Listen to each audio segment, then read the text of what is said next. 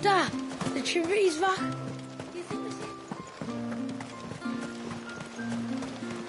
Bastard things.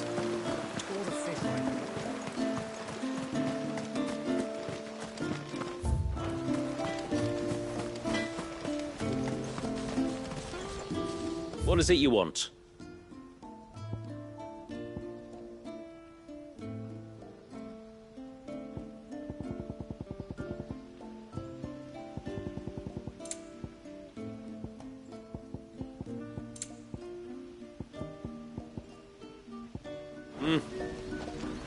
No sign of the child.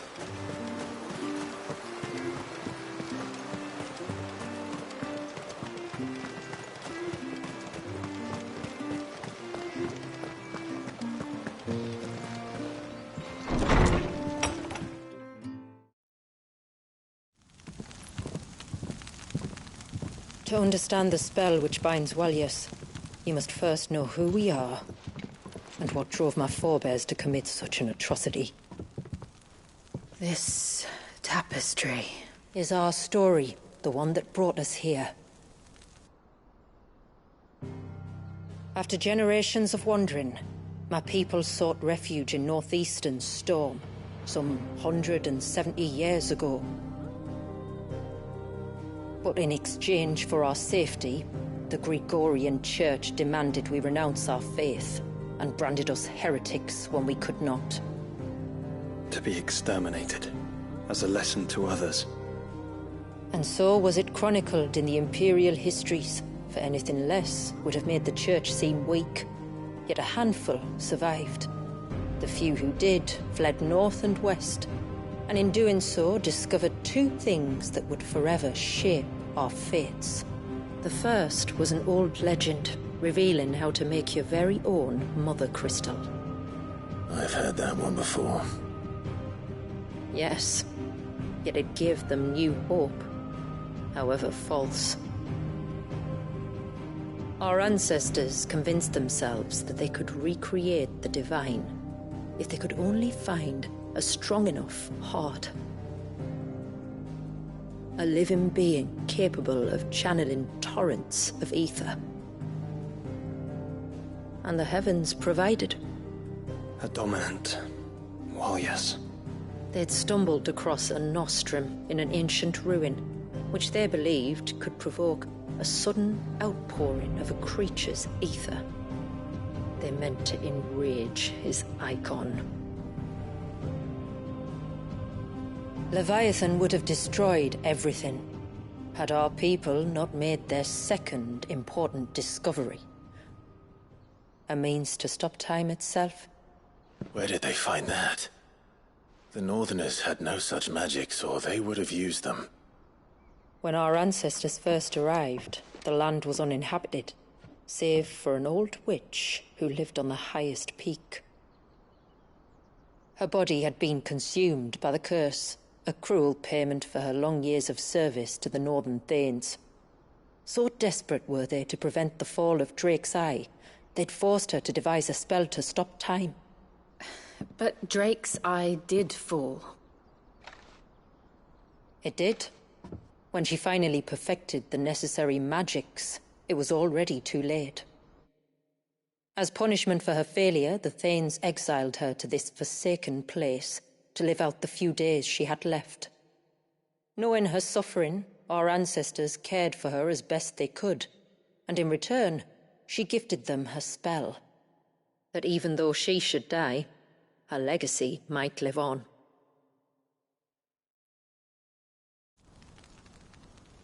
So armed with both the knowledge of the ancients and the secrets of time, our ancestors settled upon an ambitious plan.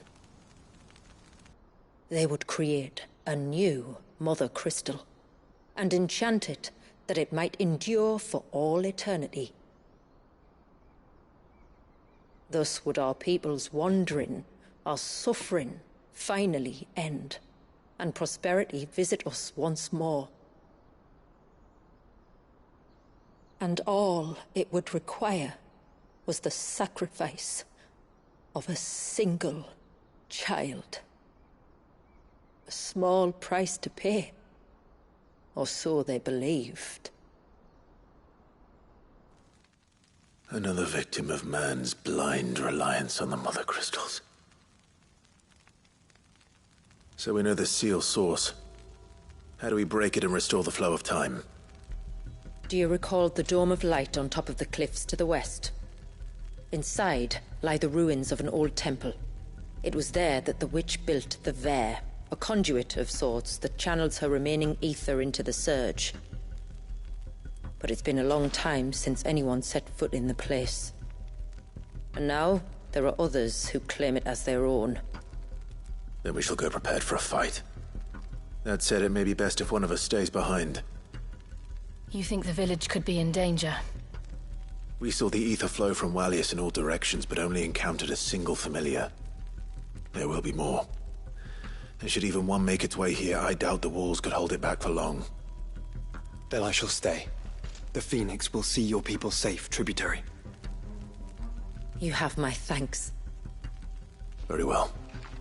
We should depart at once. I fear time may no longer be a luxury we can afford.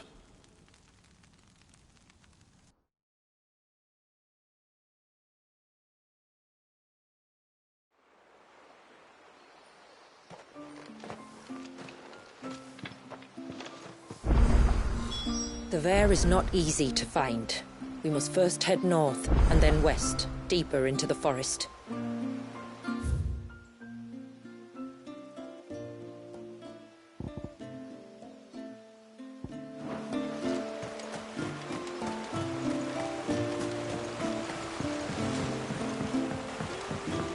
My lord, may I speak with you a moment? There is a matter with which I would beg your aid. Of course, what is it? Please, not so loud. Something serious, then? Yes. I think we might have company. I was passing by the low gate when I saw a figure moving among the trees up on the cloak. At first, I thought it must have been you or your brother, so I didn't say anything, but the more I think about it, the more certain I am that the figure looked familiar. And you're sure it wasn't one of the other villagers?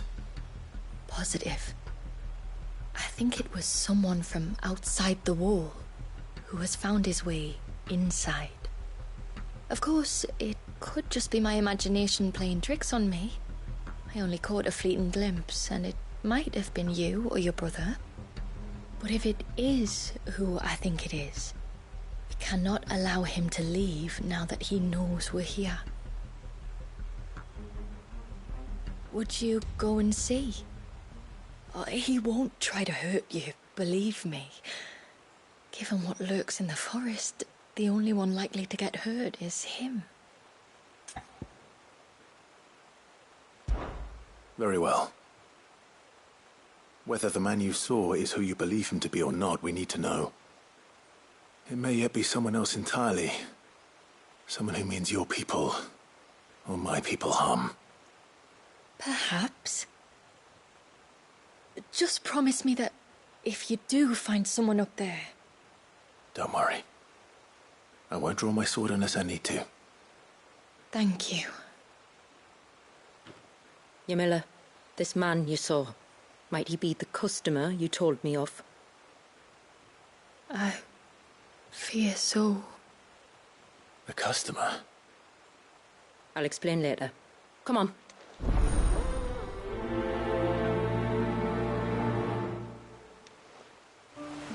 The figure I saw was about halfway up the cloak. That's our name for the mountain you cross to get here.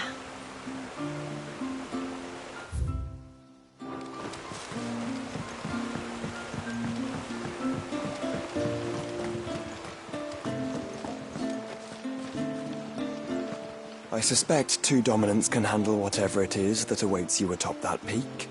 And if not, there's always Lady Shula's battle axe. I suspect two dominants can handle whatever it is that awaits you atop that peak.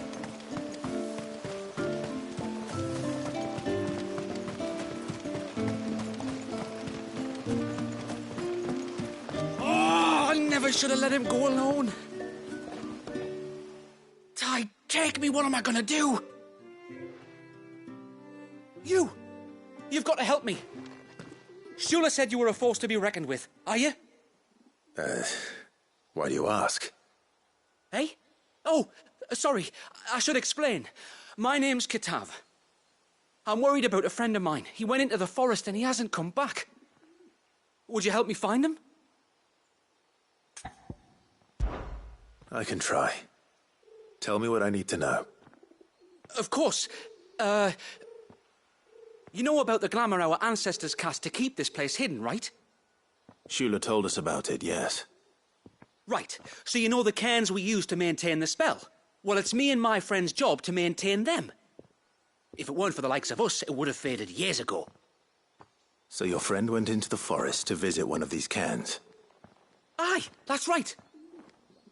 He said he was going down to Father's Fell. There are 2 cairns out that way, one by the banks of the Swift Run, and another near the Winged Wains, the, ships in the forest. All right. How will I know this friend of yours? His name's Nassef. He's about my height, but clean-shaven. If you could track him down and see that he's come to no harm, I'd be much obliged. I'll search the village, just in case anyone's seen him, and meet you back here. Very well.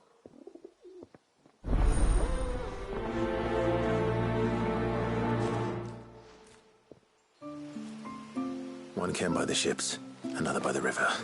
Better get moving.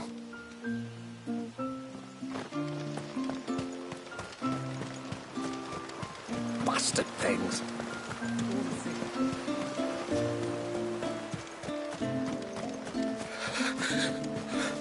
I can't go on like this. Don't sit. Just try to breathe. That's it.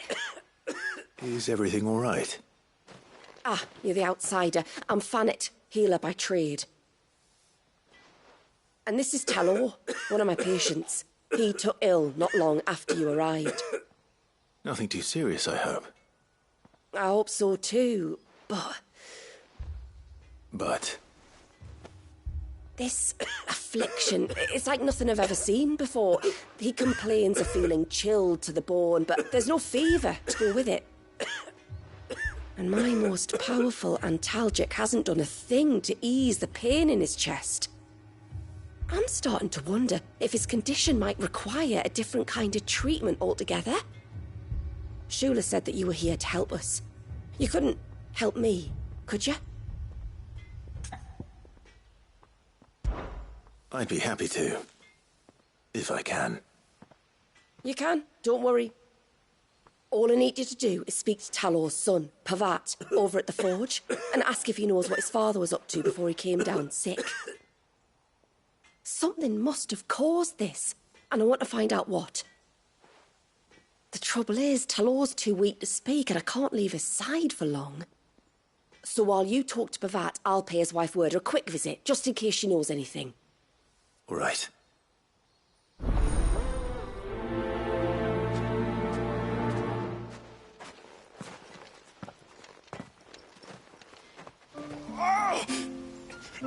Leave me be. Let me go. Let me go.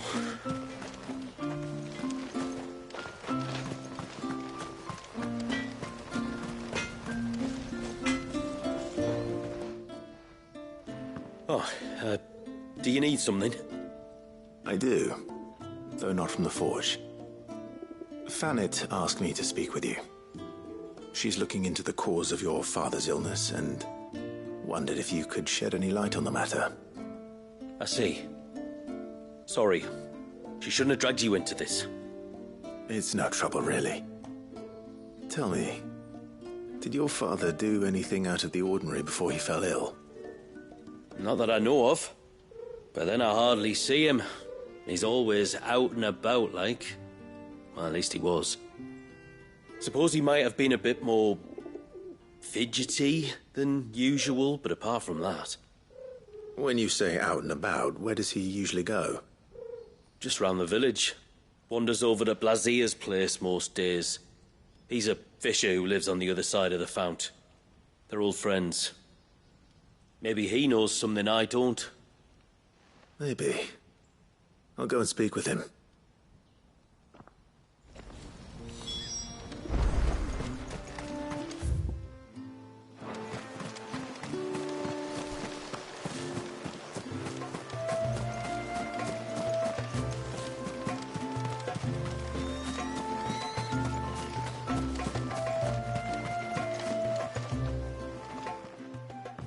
Greetings, stranger. What can I do for you? Your name is Blazir, is it not? Pavad tells me you're a friend of his father's, and that the two of you may have spent some time together prior to his illness. His illness?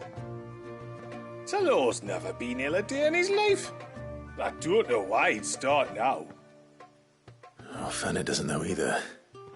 It was she who asked me to look into his recent behavior on the off chance it might explain how his condition arose. Oh, I suppose there was something that struck me as a bit odd. He kept asking about the woods. Did you see anything strange on your way back from the shore? Are you certain? Do you swear? That kind of thing. I didn't, of course. But he wouldn't let it go. It was like he was expecting something to happen. It was just a matter of when. Not that I know what, but he never told me anyway. Well, that certainly does sound unusual. And it might just be what Fanet is looking for. Thank you. Ah, don't mention it. Oh, and when you say Talor, wish him the best from me, eh? Let's see what the healer makes of this. I can hardly believe it. Talor of all people. Oh, I suppose we're both getting on a bit.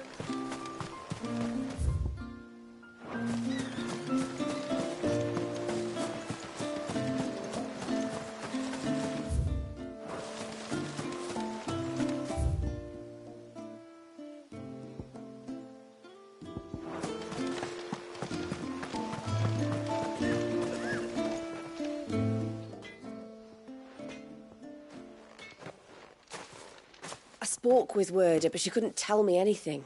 Did you have any better luck? Nothing conclusive. But there was one thing. Blazir, the fisherman, told me that Talor had taken a sudden interest in the forest of late. He kept asking him if he'd seen anything unusual there on his way back from the coast, but never let on what exactly he was expecting him to have seen. The forest between here and the coast. Surely not. But then... I can't say for sure. But I think Talor's illness might have some connection to the Tomberries. You may have encountered them during your time here. The small, scaly beastmen. And you think they may have caused Talor's illness? I do. At least in a way. And if I'm right, it's no wonder the treatments I've been trying didn't work. Oh, I know it's a lot to ask, but would you go down into Father's Fell for me? There's an altar there, and if my fears are true, an offering upon it. What is going on here? Please. I'll explain everything when you return, but time flows fast. I beg you, make haste for Father's Fell and take the offering from the altar. Talor's life may depend on it. Very well.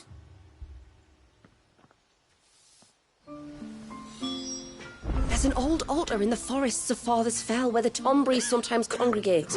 If you leave now, it might not be too late.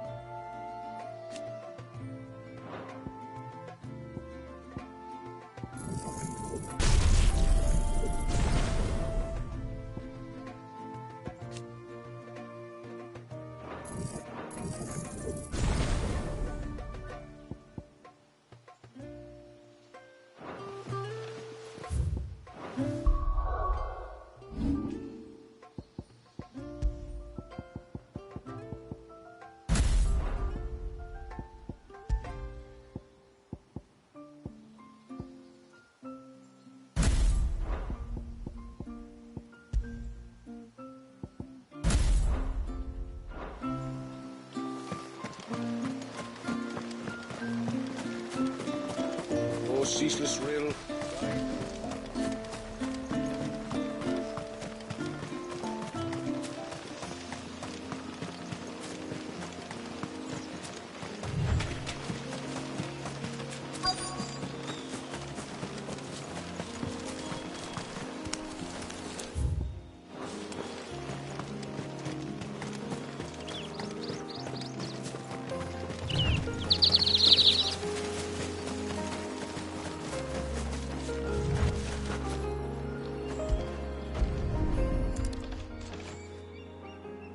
Bottle. Breath of the arbor. Perfume from Sambrag.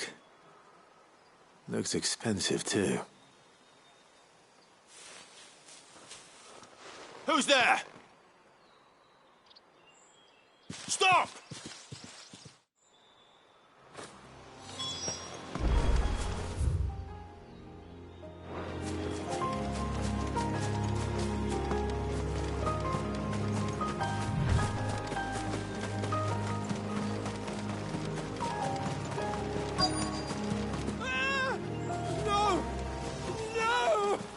Hang on! I'm coming!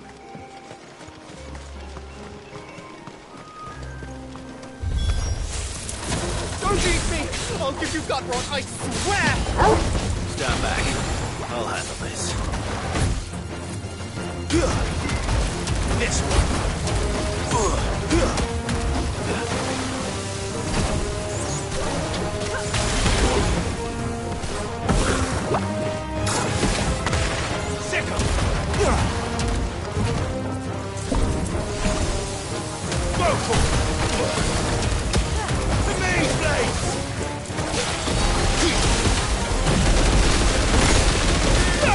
All yours, Torgal.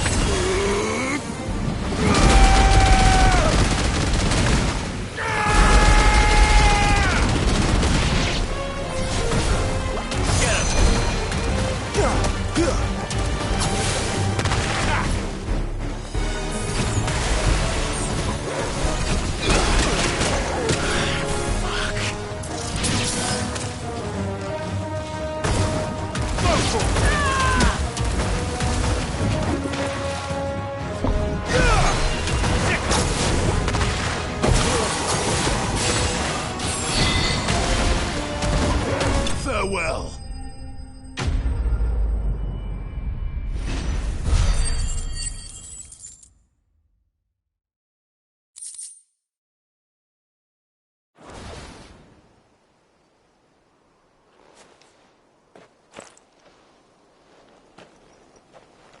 Are you all right?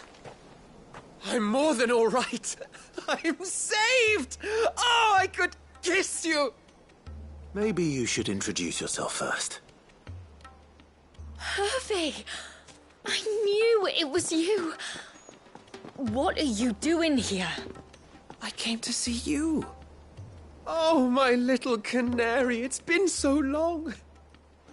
Thank you for saving him and sparing him. Who is he? Ffxvi, one of many clients from my employment beyond the wall.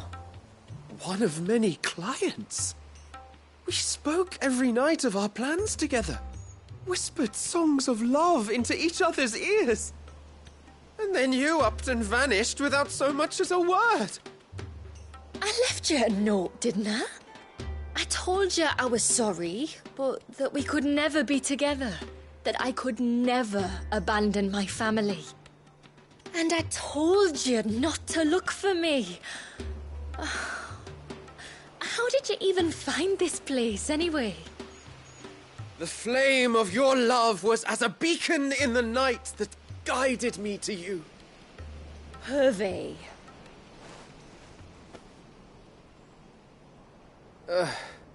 I was walking by the coast near Northreach when I saw a lady who looked like you. Eyes like the ocean. Hair like the driven snow. The next moment, she and her companions were jumping in a skiff and sailing out towards the wave. So I, borrowed the nearest boat and started rowing. It must have been Shula bringing us here. So what? You rowed, Founder knows how many leagues across the bay, simply because you saw a woman with white hair. And as I did, the skies changed from a dull and hopeless grey to a bright and benevolent blue. That was when I knew for certain that my little canary was close. Oh, why did you come? You should have forgotten me, as I tried to forget you. I cannot leave my people, Ffxvi. And now that you know about this place, neither can you. We must return to Haven and accept my family's judgment. I'm to meet your family. Oh, my little canary.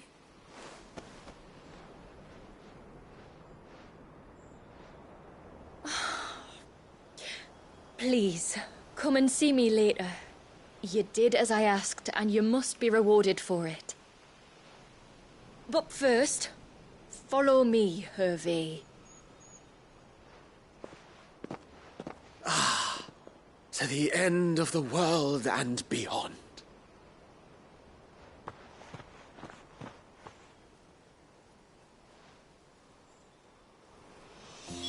He should never have found this place. How could I be so careless? Don't blame yourself. I doubt anything could have kept that man away.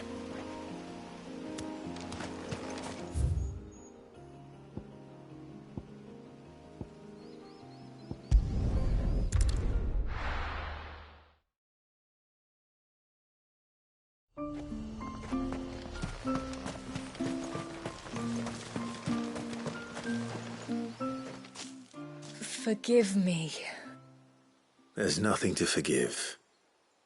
You two met at the Vale, I take it. When I worked there, yes. To earn the coin that my people need to survive. Though Mysidia is our sanctuary, there are certain necessities that it cannot provide. And for that reason, some of us seek employment beyond the wall. Yet few are the opportunities for followers of a strange faith in a strange land. And so you supported your family as best you could? I did. And I have never regretted it for a moment. I found a second family in the Vale. And in the Dame, a second mother. I also found Ffxvi. But our love could never be. I knew that if I revealed my secret to him, I would be putting my people in danger. But that if I did not, I would be living a lie, unable to return home. What will happen to him now? Since our people settled in Mysidia, uninvited visitors have been few and far between. But not unknown. Explorers, survivors of shipwrecks. None lasted long. I see. That was before my time, you understand. I've never had to make a decision like this before. Ymila, know that I do not blame you for any of this. It was me who decided to make the trip to shore. Me who exposed our secret. This was my mistake, and I shall bear the responsibility. Thank you, tributary. I only beg you to remember that Ffxvi means us no ill will. He's just a fool. A fool who loves me. I will take that into consideration. But yours is not the only voice I must listen to.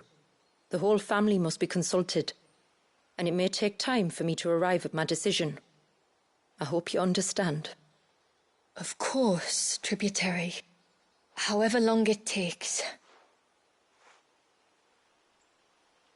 Come what may, I thank you, my lord, for bringing us back together.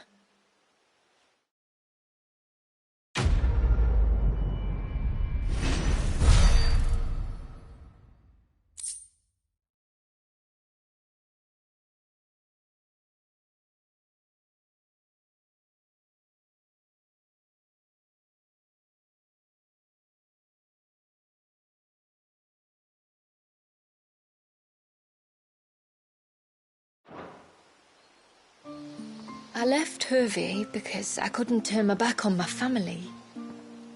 And now his life hangs in the balance. I don't care what happens to me. Now I've found my little canary, I'm not going anywhere.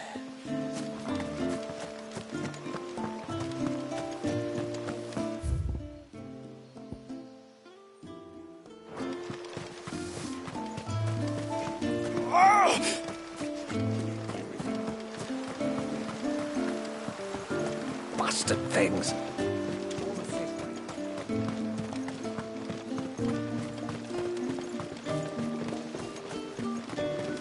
Hail, stranger. Are you a rider by any chance? I am. What gave me away? Oh, I can smell it on you. The scent of the stables. And not just any stables. Something tells me you've never been one to ride half-starved birds with chine-gall and wet beak. If I had a guess, I'd say your bird eats only the finest greens and has her feathers groomed twice a day with a curl hairbrush. Nothing but the best for my ambrosia. Ambrosia, eh? Pretty name. What's she like? Well, she's tall and strong. And her feathers are as white as snow. You're joking. You've got a white chocobo. I have, yes. I suppose they are rather rare. This I've got to see. Can you bring her here? I would if I could, but I doubt Shula's skiff could hold her. Me dad's got a boat. And he's ferried chocobos before. You could get him to bring her. It'd be perfect timing and all. He's preparing for a trip beyond the wall as we speak. I'm sure he'd help you if you asked. He would. Well, I don't suppose it would hurt to have Ambrosia around. All right then. Where could I find your father? He'll be in the storehouse on the other side of the brook. Tell him Manda sent you.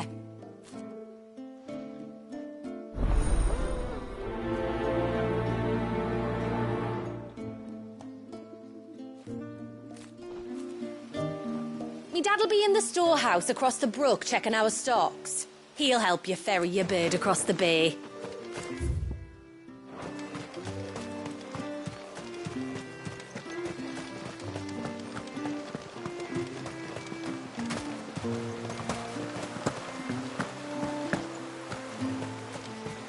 Like this man.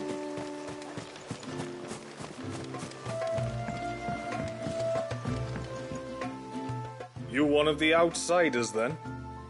I am. Shula invited me. Are you Manda's father? I am. Got you running errands for her already, has she? She's asked to see my chocobo, but I'd need your help and your boat to bring her here. Or you could just say no. Honestly, that girl and her birds, she'll be growing feathers soon enough. Well, truth be told, I didn't take the idea seriously at first. But thinking about it, it would make it easier to get around if I had Ambrosia here. Can you help? Well, if you're sure that's what you want. The tributary says we're to treat you lot as we would each other. So, if you need me to ferry your bird over, then that's what I'll do. Still, they don't take the water easily. I'll need you to bring us a mimic gourd or two to keep her calm on the journey over. And where would I find one of those? Oh, don't ask me. It's been years since I last brought a chocobo across the bay, and I'm told the world's changed a fair bit since then. Where do you usually get your stable supplies from?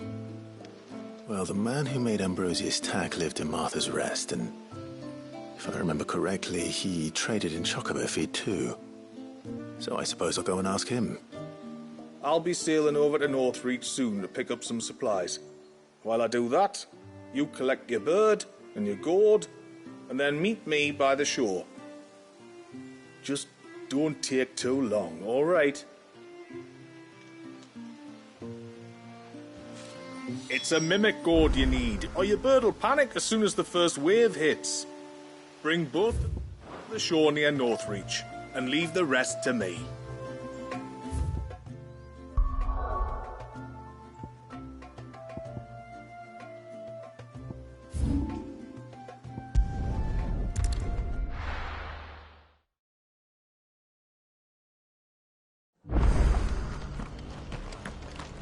We've got a few rooms going spare now. You want a bed for the night? You speak to Martha. I remember you. You're the one who saved Whiteheart. How's the old girl doing? She's very well. Thank you. Oh, don't thank me. You're the one who saved her. Anyway, what brings you to the rest today? I was hoping to purchase a mimit gourd.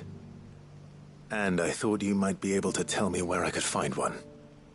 Oh, reckon I could do better than that. Just so happens, I've got a whole carload of the blasted things. Not a buyer in sight. Really? Aye, you'd be doing me a favour taking a few off my hands before they turn to mush. But just be on the lookout for wild birds, eh? Don't want them chasing after you like they did me. I will.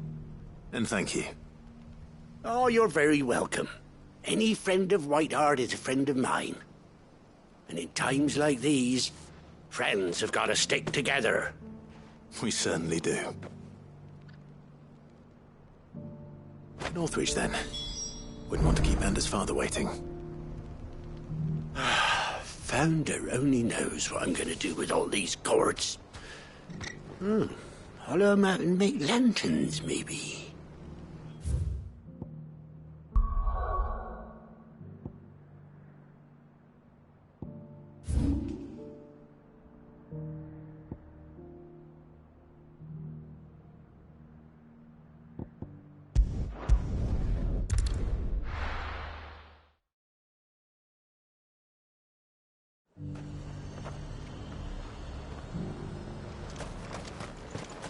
And how might I help the garrison today?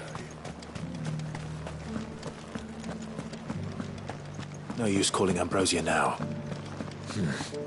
Not here.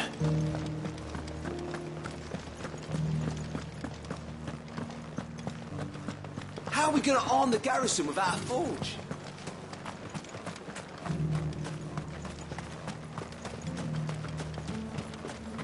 Those things didn't fight like men.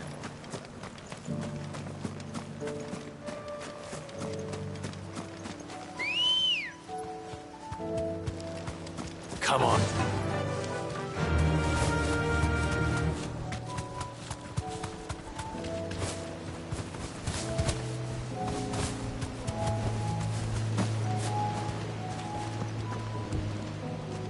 Ah, there you are.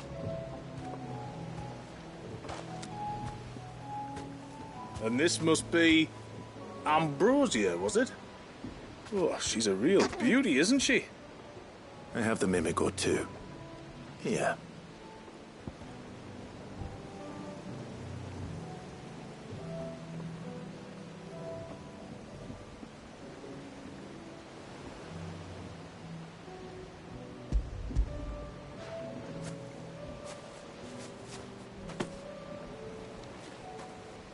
Thank you kindly.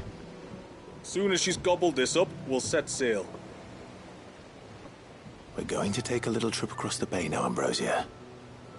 Don't worry. You'll be all right.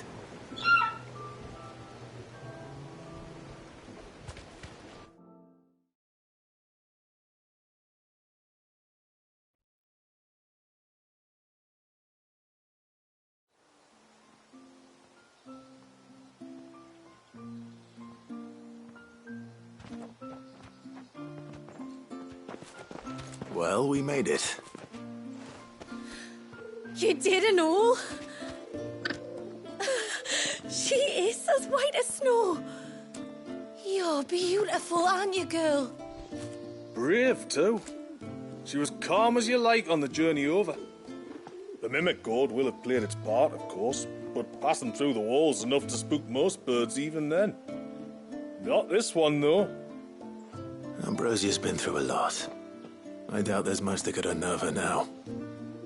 Not with a beloved master by her side. No. It's you who looks after me, isn't it, girl? Anyway, thanks for bringing her here. I hope I can breed a bird like her someday. And if you and Ambrosia need ferrying back to Northreach, you only need say the word. Thank you. But I think we might explore Mysidia together. What do you say, Ambrosia?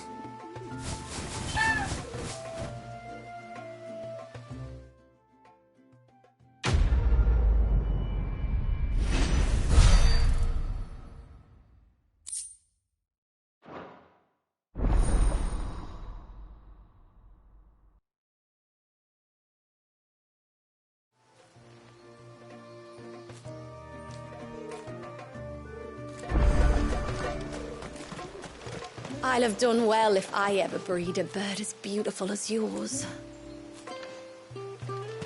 Thanks for humouring me, daughter. She's right, though. That is a beautiful bird you've got there.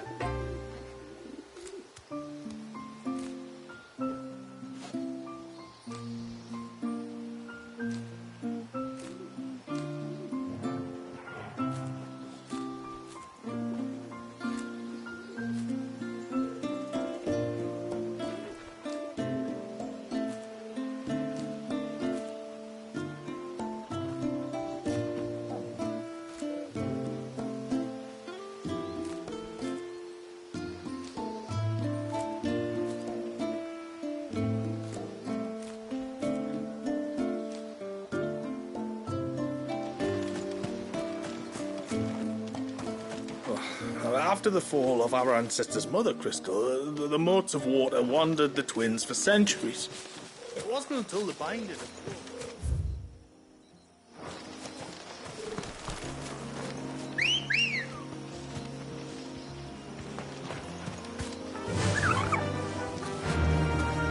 Fly, Ambrosia. Before, we turned east at the shipwrecks to reach the coast. Now we must head in the opposite direction. Left it is, then.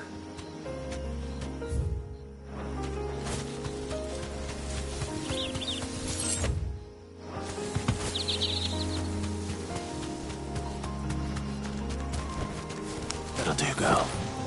If there's one thing I know about beastmen, is that they love to hide in the dark.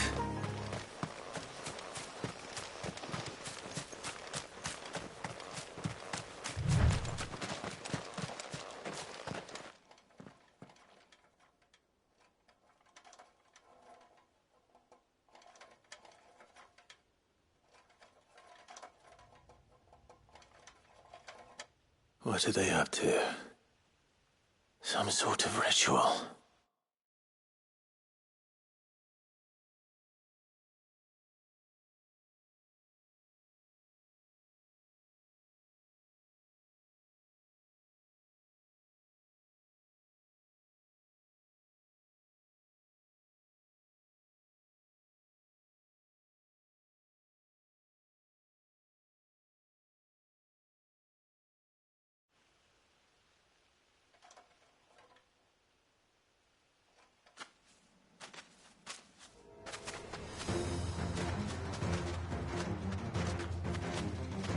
Sorry to disturb you.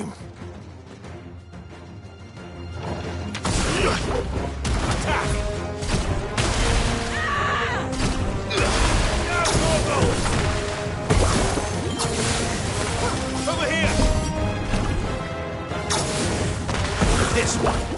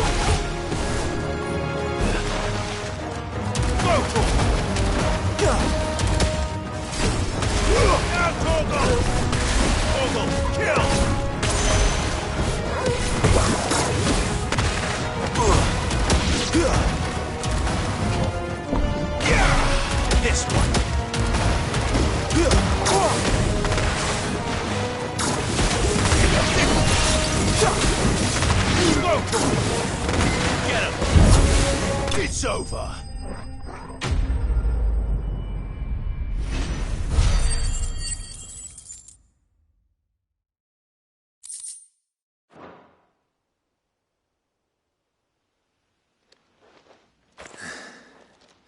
Let's see what's on this altar then.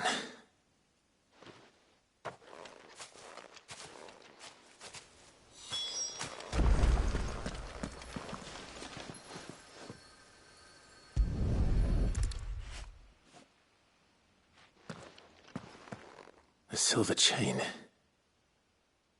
I doubt the Tombries made it. This must be what Fennec was talking about.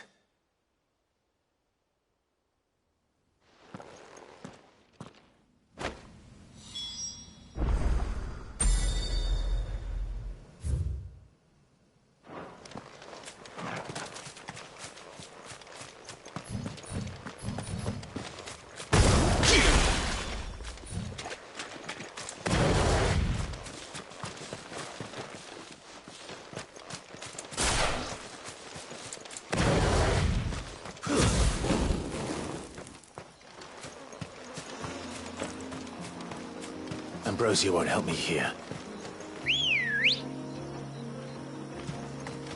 Ready, go? Yeah!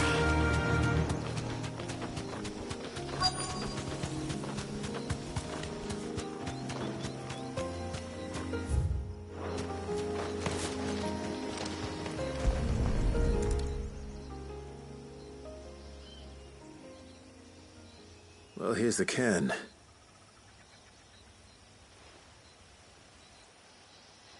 But no sign of Nasef. To the riverbank, then.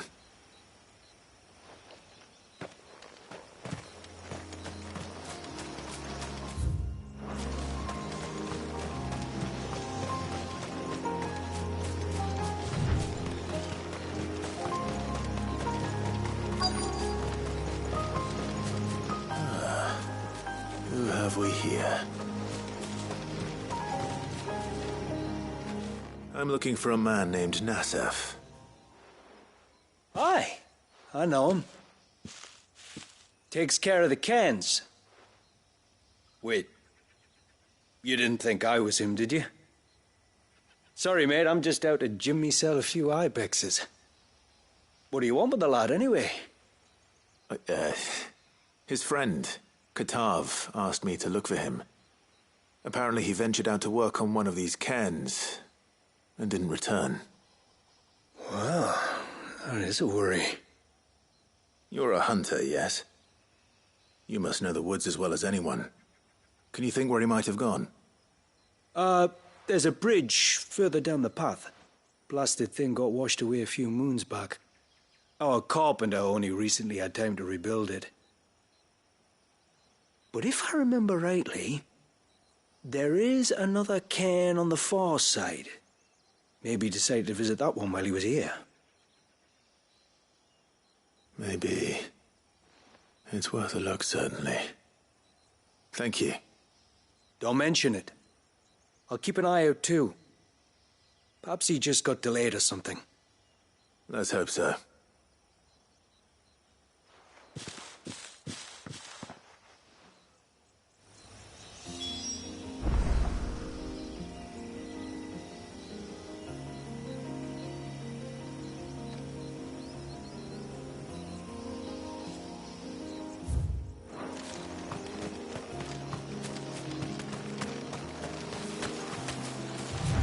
This must be the bridge the hunter was talking about.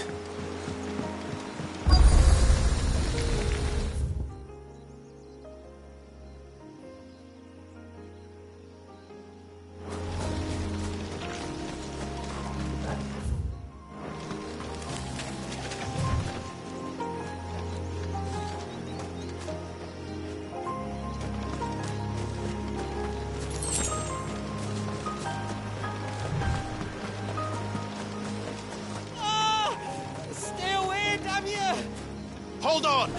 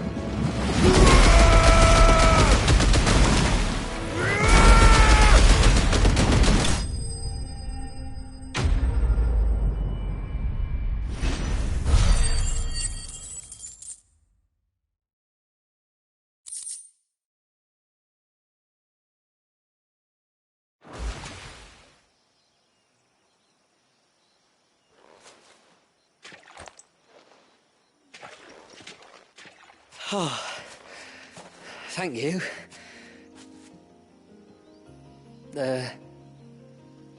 I'm the tributary's guest. And you must be Nassef. I am? But how do you know that? Your friend Katav asked me to look for you when you didn't return. Ah, I'm sorry. I was so focused on attuning the cairn I didn't see those creatures come until it was too late. How exactly do they work? Oh, there are crystals inside. They're what keeps the glamour going. Should the ether cease to flow through too many of them, our shroud would quickly unravel. It's my job to make sure that doesn't happen. And an important job it is. But you'll struggle to do it if you're dead. You need to take more care. Yeah, no arguments there. The truth is, me and Katav usually work together, watching each other's backs like. But when we heard outsiders were coming, we split up to get the job done faster, so things would be perfect for your arrival. Stupid, I know. So you found him then? Not before the local fauna did. My arrival seemed to put them off their dinner. Mustn't have been hungry after all. Expect you'll be wanting someone to escort you back to the village then, Nassef. Woods are full of nasties today. When you're next in Haven, be sure to come and see us. You saved my life. It's only right I repay you. If you insist. Take care now.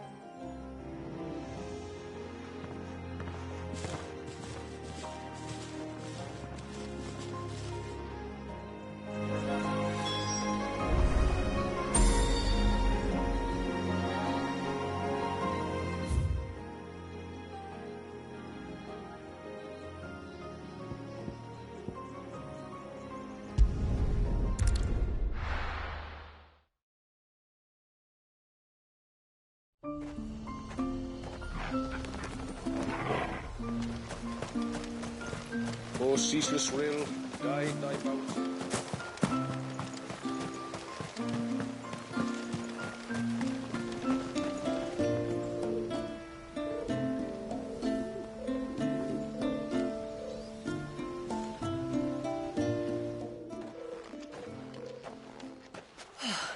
You're back.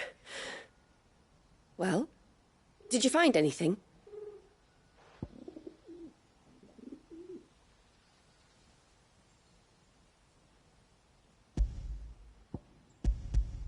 I did. This silver chain. I knew it. Well, I'm still none the wiser.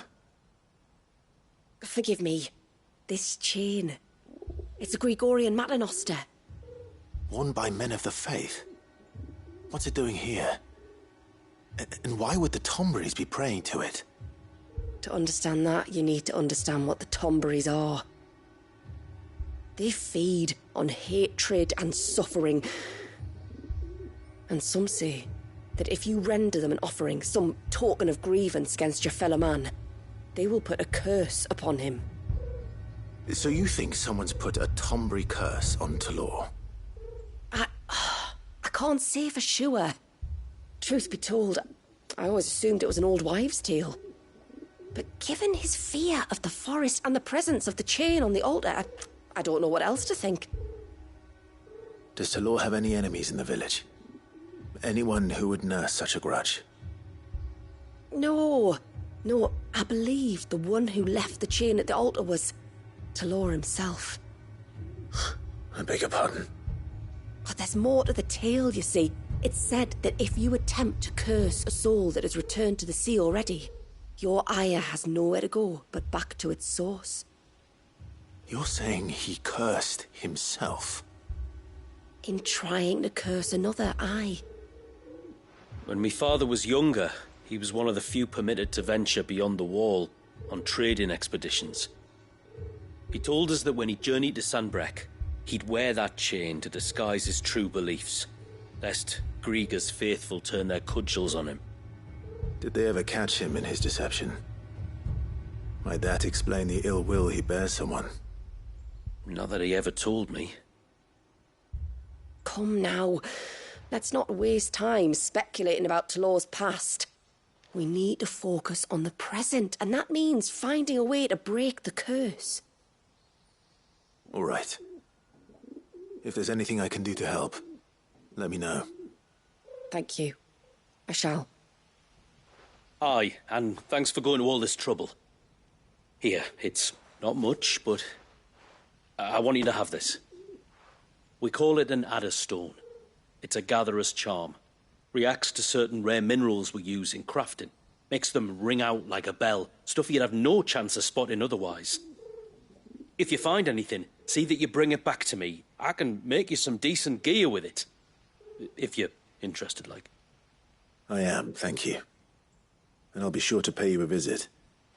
Until then, I wish your father a swift recovery.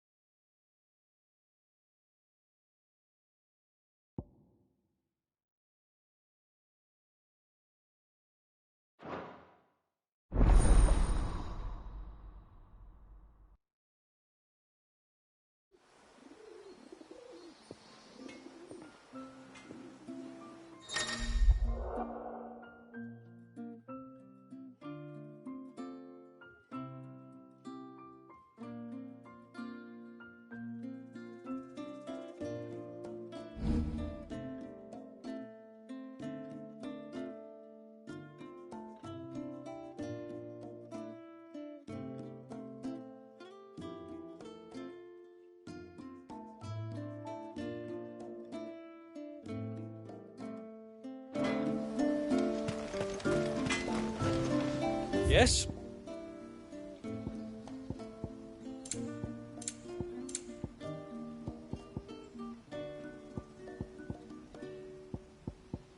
Till next time, then.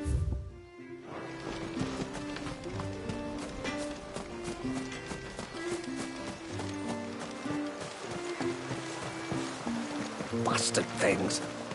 More the fish, why not? I thought I'd lost you. But you saw to it that I was found.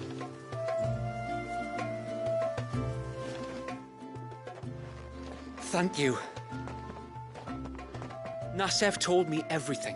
If you hadn't got there when you did. Oh, it doesn't bear thinking about. All that matters is that you're safe. Far be it from me to tell you how to do your jobs, but don't go alone again.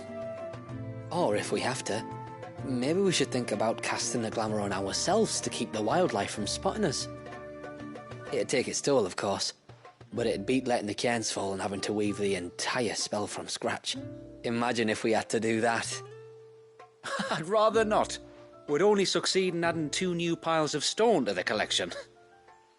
Your bearers? That we are, thank the tides. The others can't attune to the crystals in the cairns the same way we can. I reckon this place would be doomed without us. So, you do this work for the good of your people? Not because... We're forced to. No. From what I've heard of the way things work on the outside, we were truly blessed that our rain fell here in Mysidia. Our people are few enough as it is. If we started turning on each other, kin against kin, over nothing but a stupid accident of birth, our days would be numbered. They would. Anyway, all's well that ends well, eh? Thanks to you, both of us lived to keep this place hidden another day.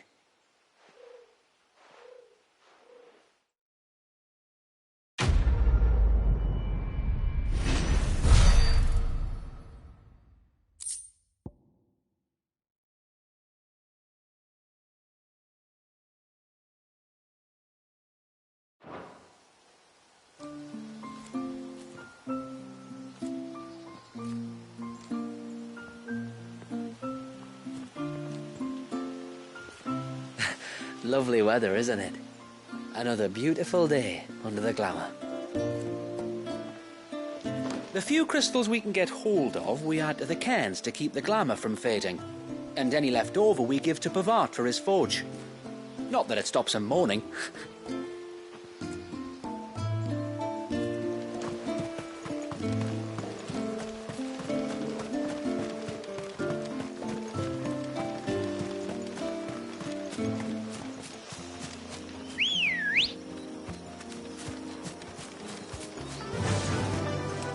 Fly, Ambrosia.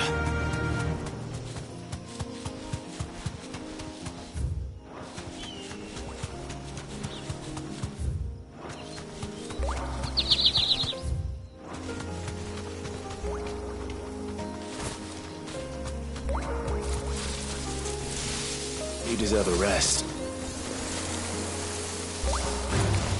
All right, this one.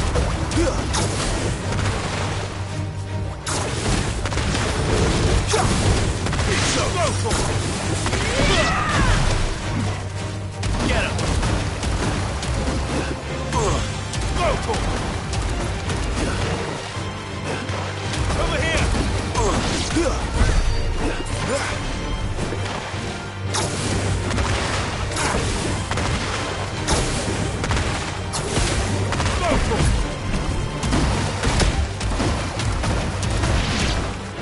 Over here!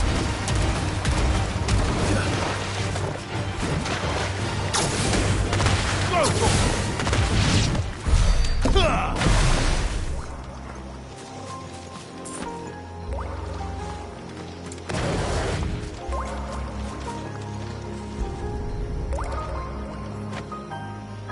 This is the mineral Pavart was talking about. The one that rings out like a bell.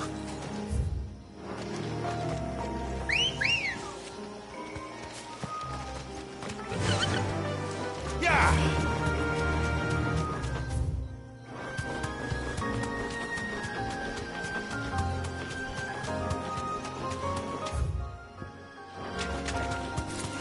There's a large gate up ahead, and beyond it, a cluster of ancient ruins. The temple, or the Heir of Hours as my people call it, can only be reached by passing through them.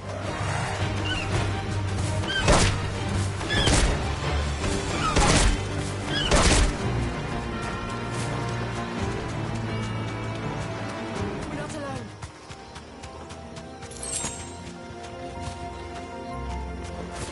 The forest is crawling with life, most of it hungry, which is why we make sure this gate stays shut. And why you carry that impressive-looking axe, I presume. Noticed her, have you?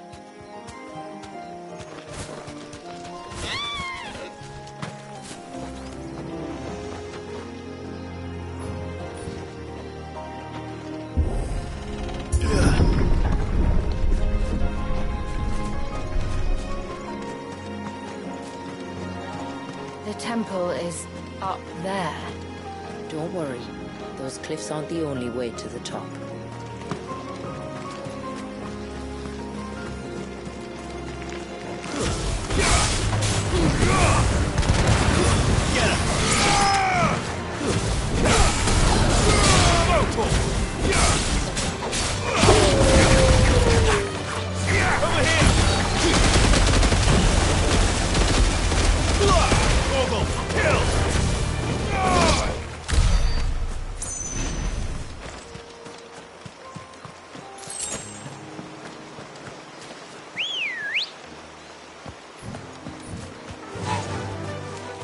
Run like the wind. Those won't be friendly.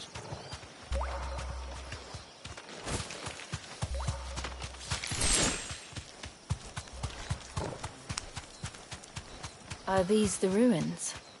Yes. As far as we can tell, they're part of the same complex as the temple itself. To think of all the people who must once have lived here.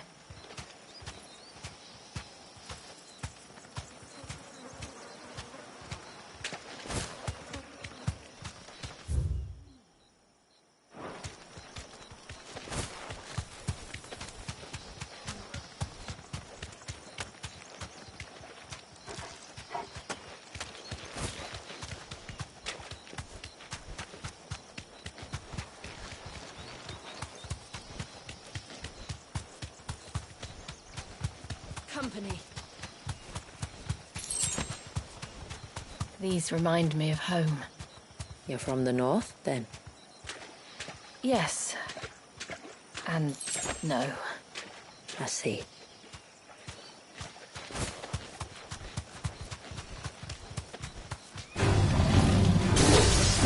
Safe.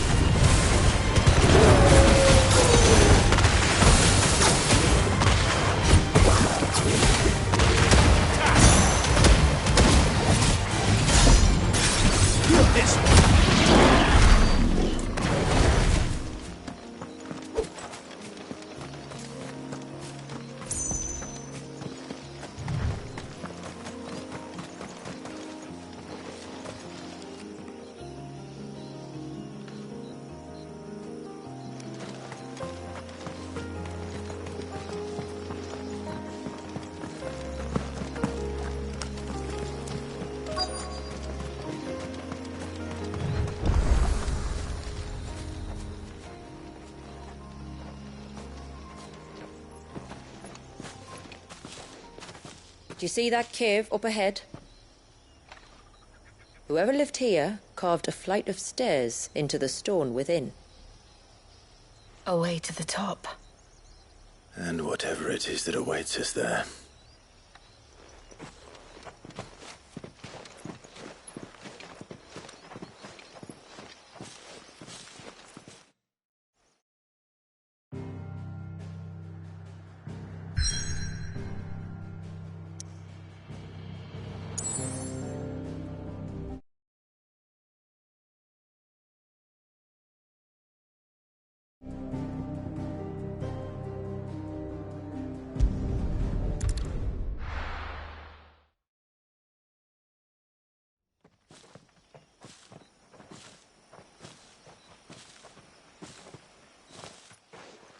There.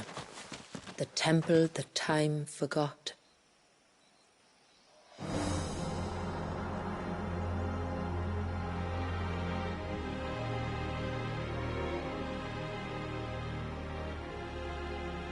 And the Varys inside. Yes. You can see the spell's path from the nave.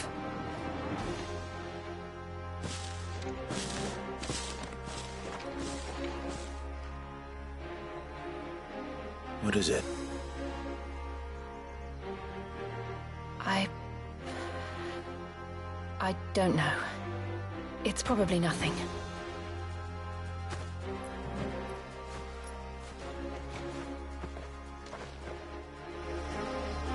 Forgive me, but why build the Vare here? The spell was originally meant to be cast on Drake's Eye, and this was the only place with an unbroken line of sight.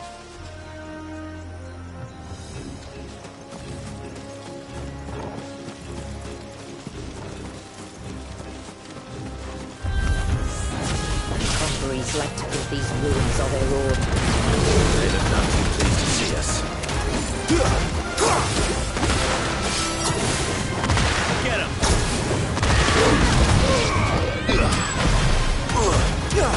Get him! Get him! Over here!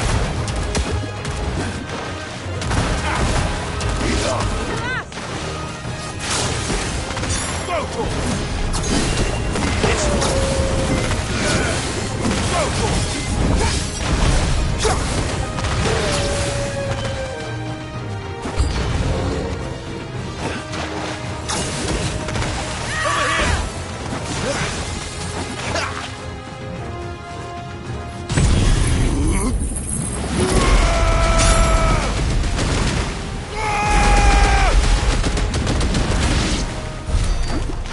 Numbers dwindle, theirs seem only to increase, as if they were feeding off our suffering.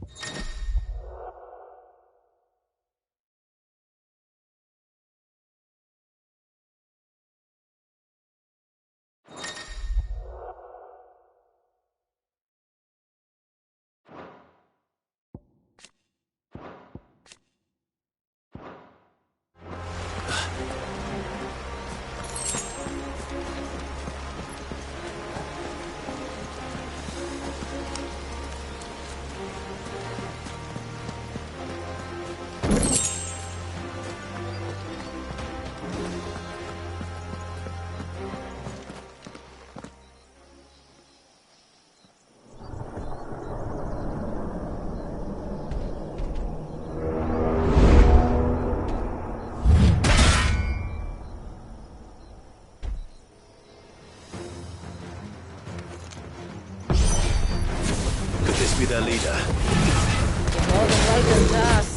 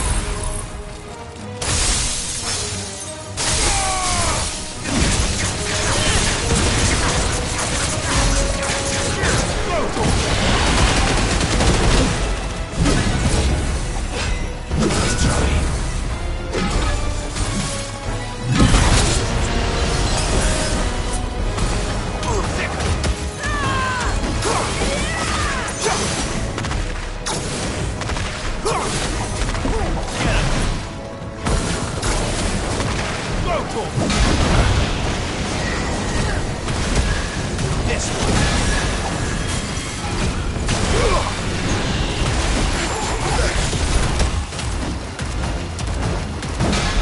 Over here!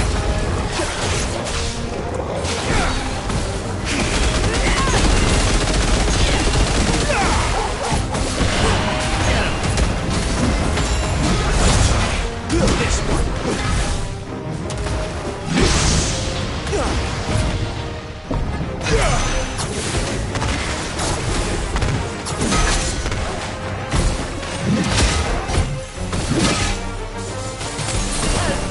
Get him.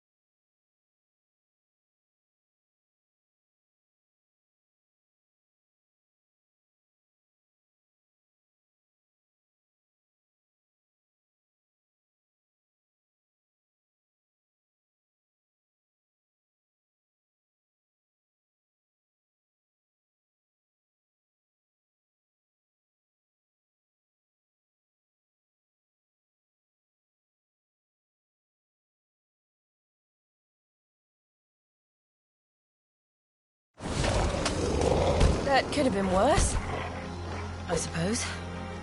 Aye, well, if the forest's taught me anything, it's that there's always something worse.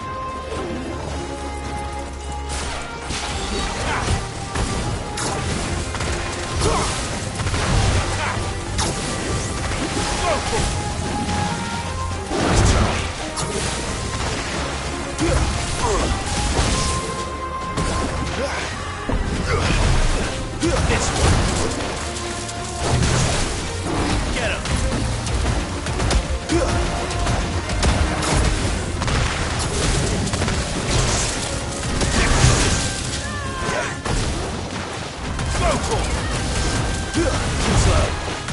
Get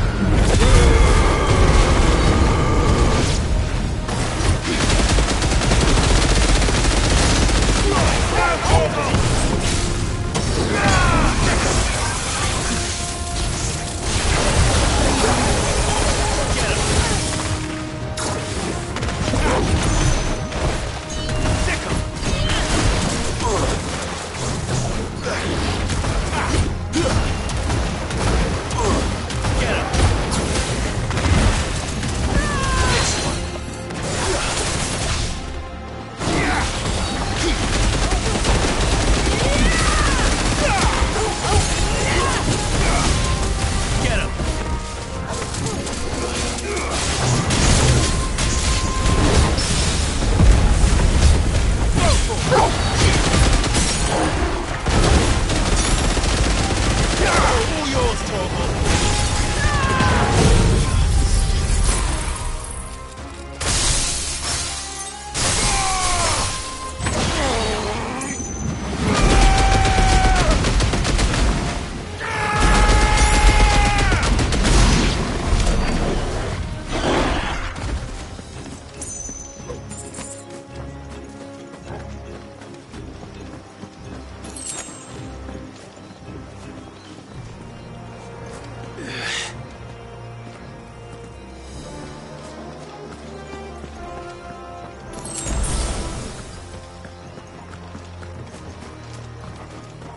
Is that the nave?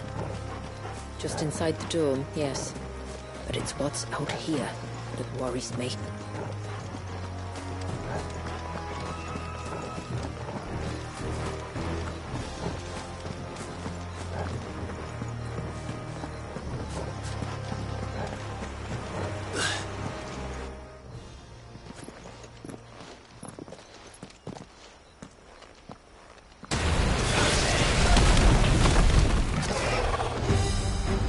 There I was thinking they'd all migrated south. The weaker ones did.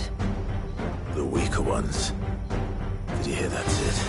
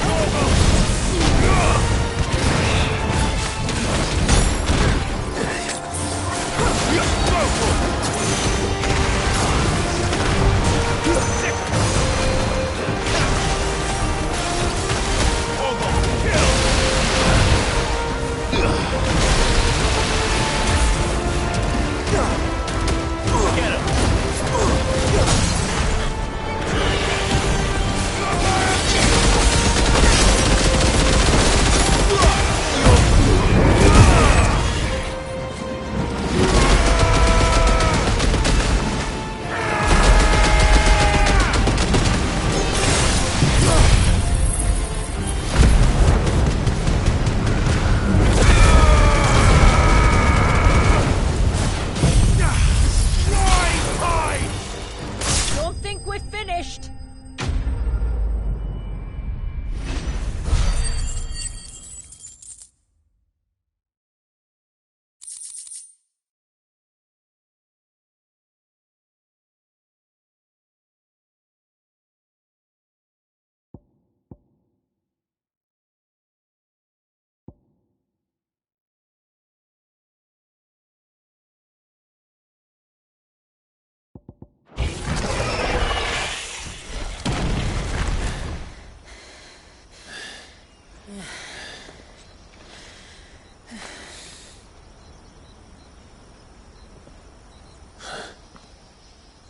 This place. It's frozen. Just like the surge.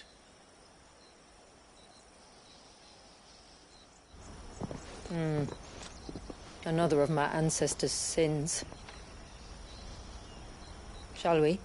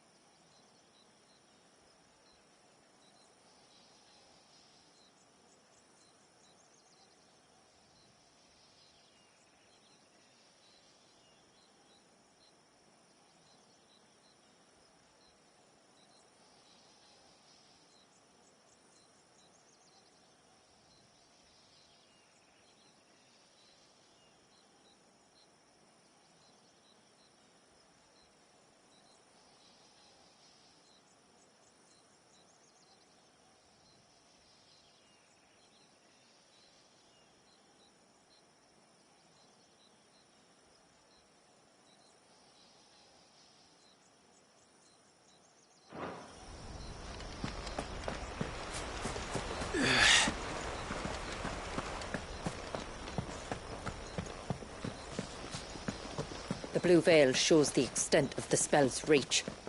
But I can feel its ether from here.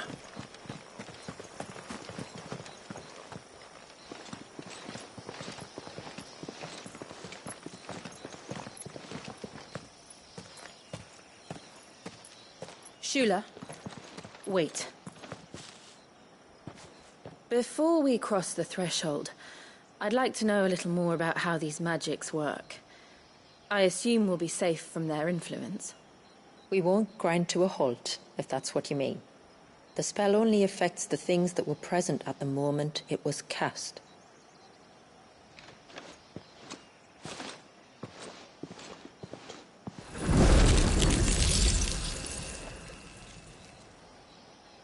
You see?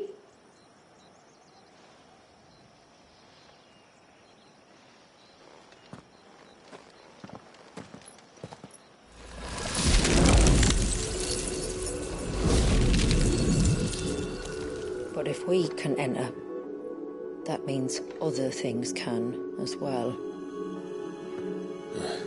Like the ones we saw on the way here. And worse, probably.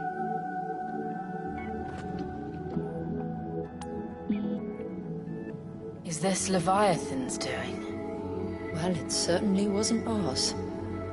When he realized my ancestors were attempting to cast a spell from here, he made to destroy the temple.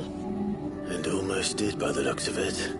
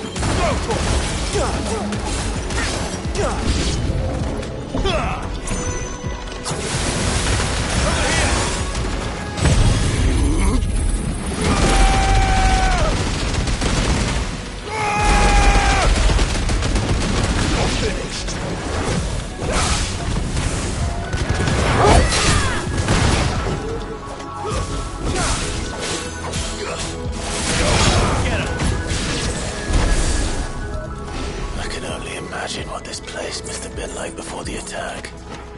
This would have been a hall of worship. There was something similar in my father's keep. The priests would deliver their sermons from the dais.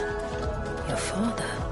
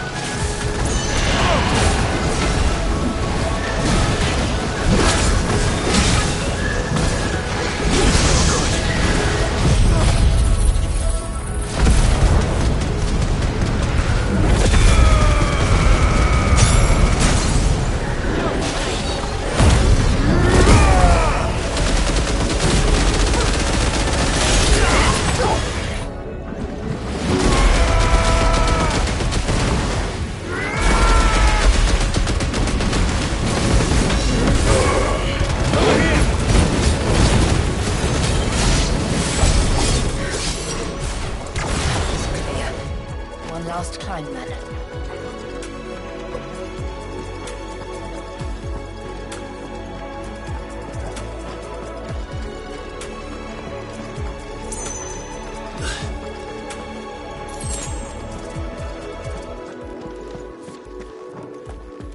The fair.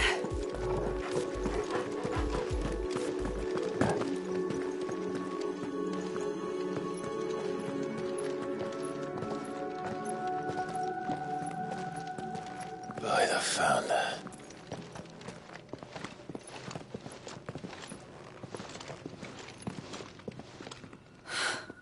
It's just as I thought. Jill, does this ether not feel somehow? Familiar, yes. I sensed it the moment we arrived, though I wasn't sure until now. You can feel it too, can't you, Clive? She's calling us. You don't mean the witch? I do. Though she was more than that. Much more. She was a dominant. A dominant who once commanded the icon that now resides in both me and Clive. Of course. I don't know why I didn't see it. Who else would have the power to freeze time? None other than Shiva herself. But for her ether to endure after all these years, it's almost as if...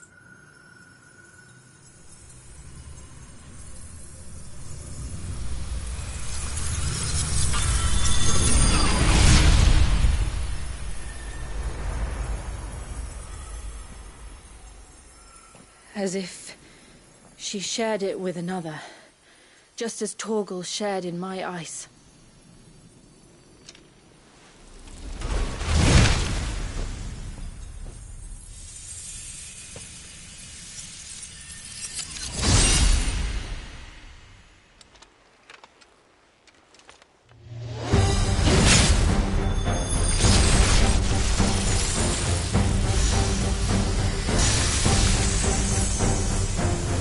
Shiva's companion. Though something tells me he's not as friendly as us. Our ancestors never warned us about this. It wasn't left here to them. I doubt they even knew it existed.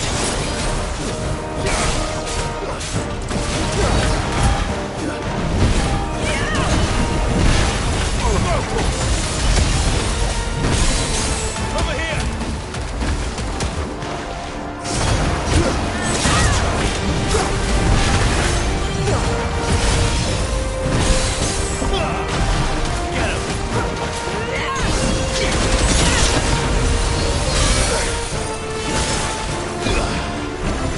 Over here!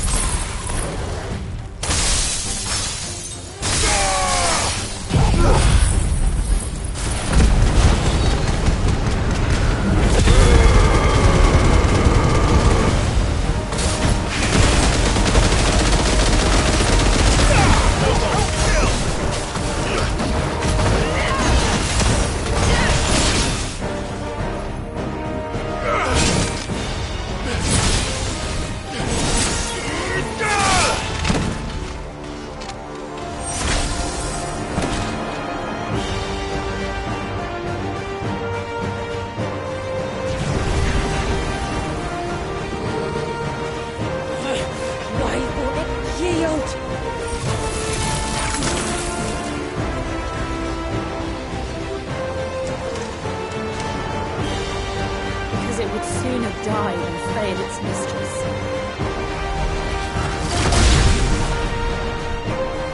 Then it leaves us no choice.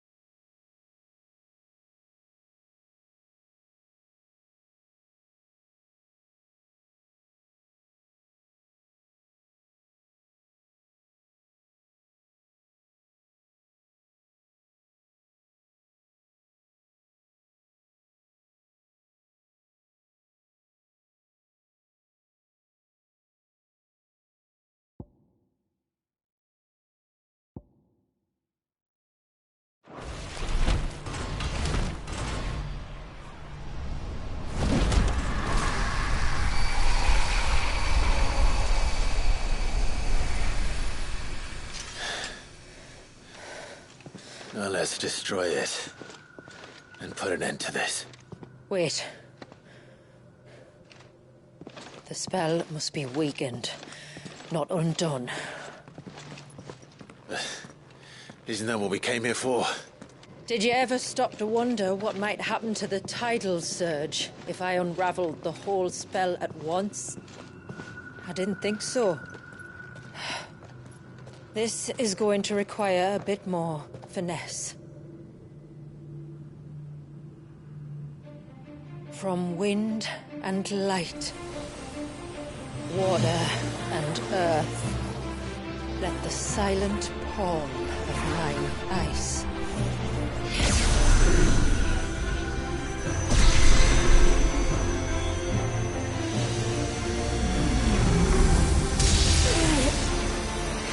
There's too much ether.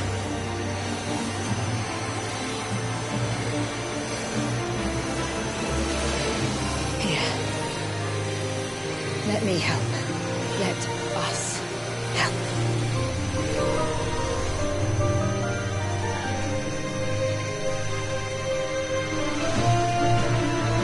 Almost.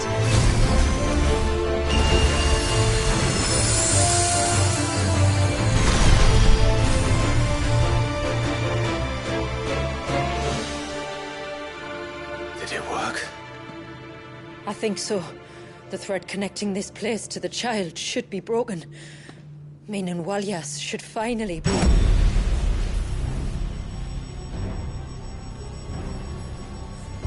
Free once more. Leviathan, our most profaned fragment, its divinity defiled by the hand of man, its spirit shackled by his hubris, till Mythos came, bringing release. Now, let the sins of man be redeemed by the hand of the servant of God.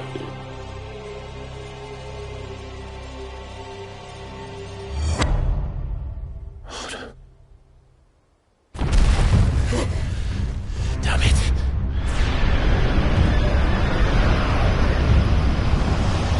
It's happening. Isn't it? It is. What is? What's going on? Precisely what we feared. Leviathan is out of control.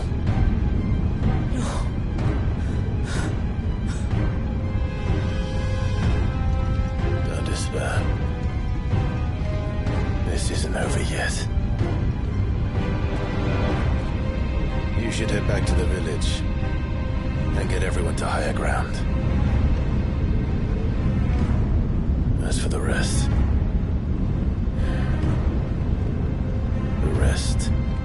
Ifrit will handle.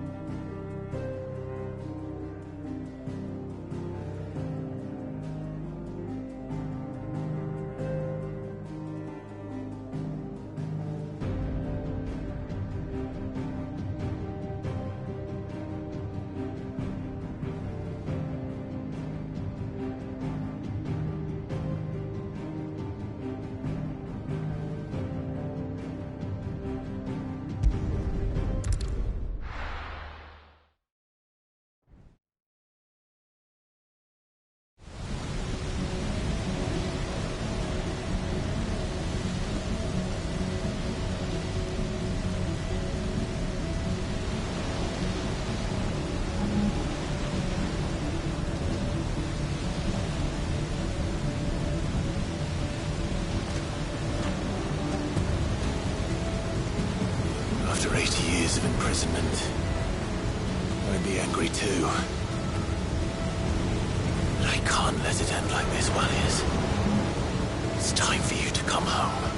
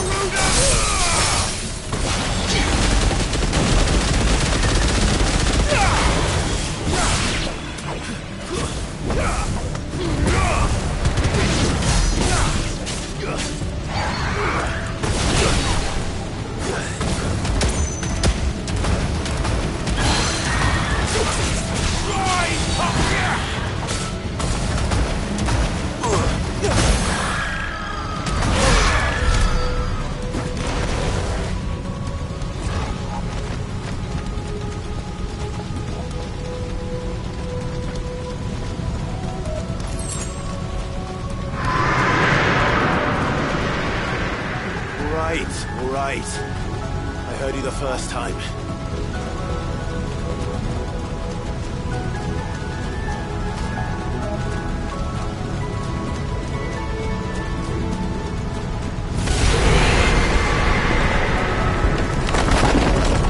I'm not here to hurt you, Wallius!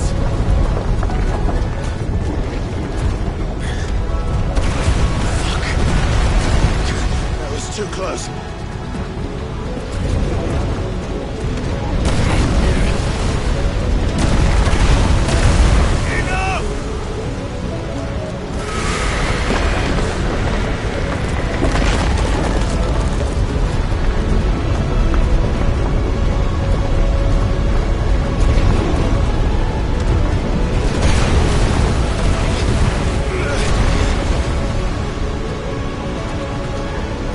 Come on, then. No more hiding.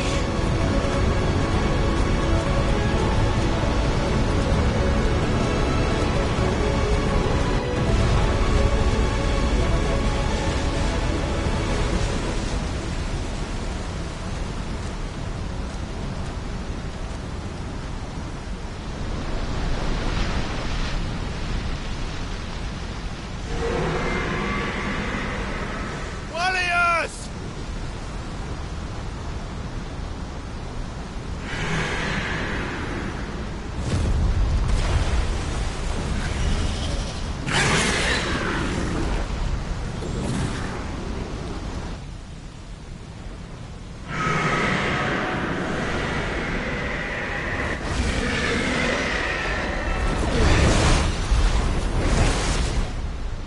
This isn't what I wanted!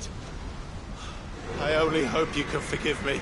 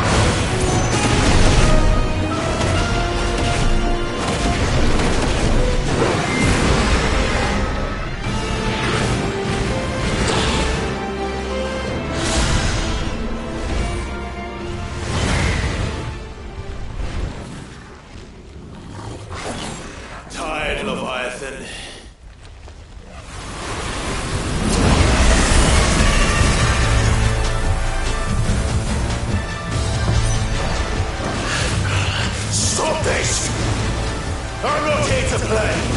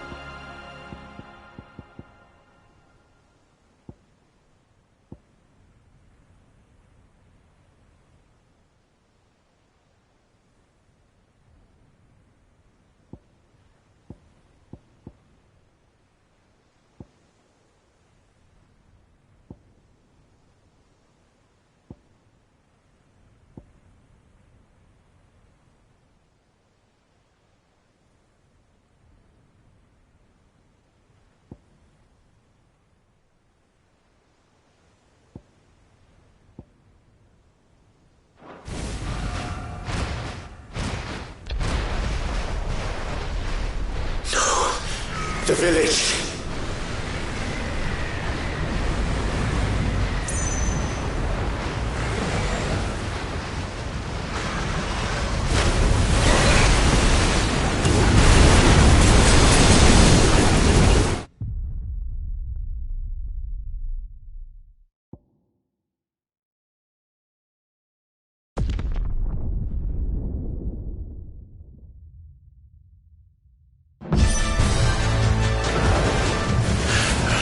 Stop this!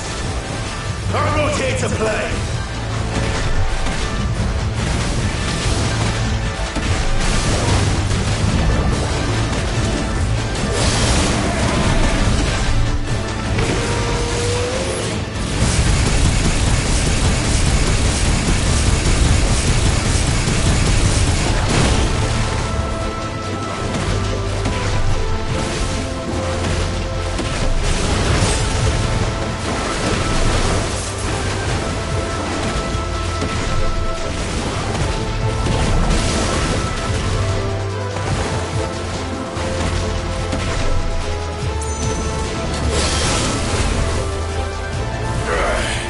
I said, stop!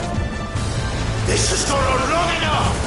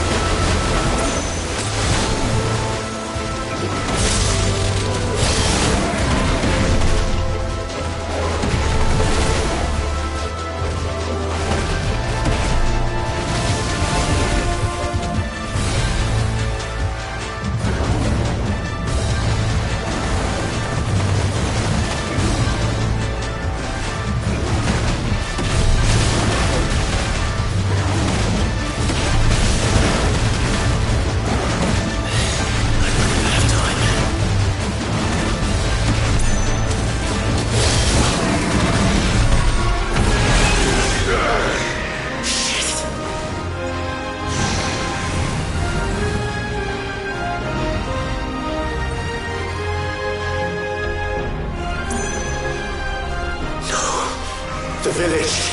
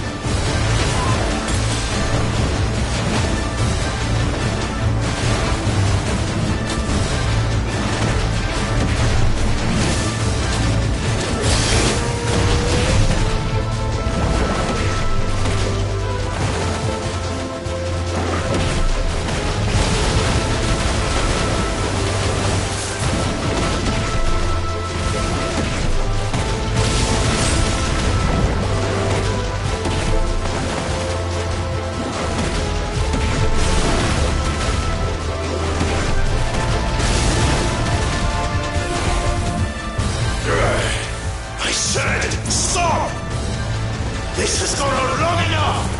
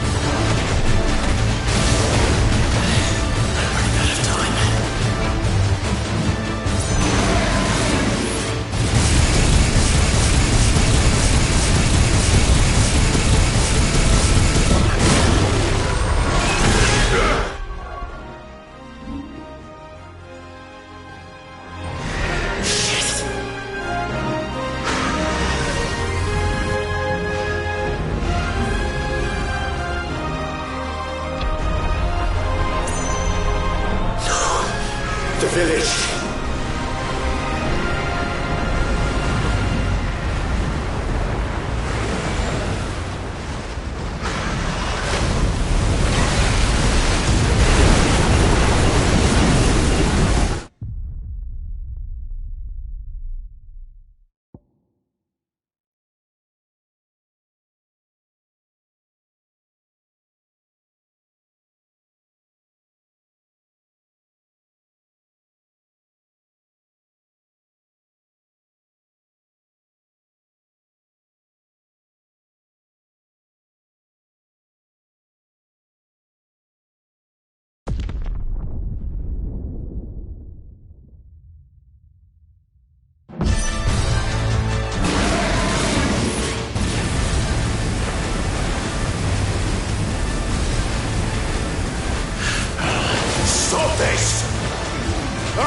here to play.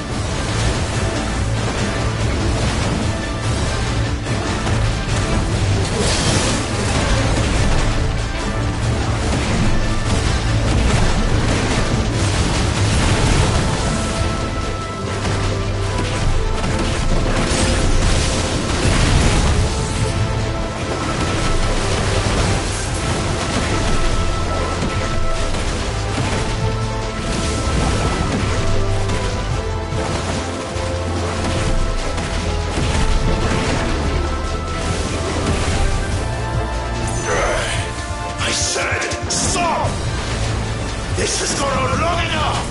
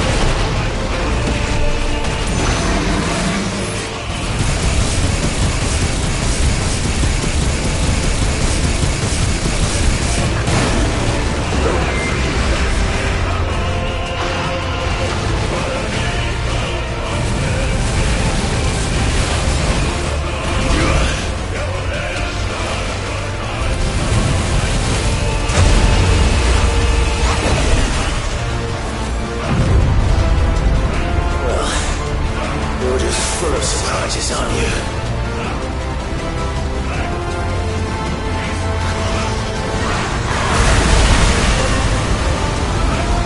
Garuda will be proud.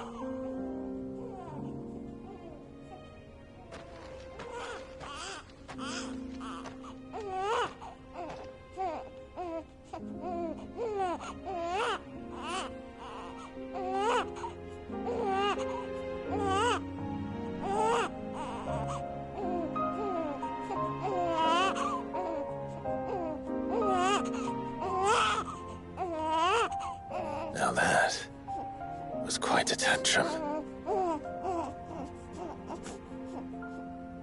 Clive! Where is he?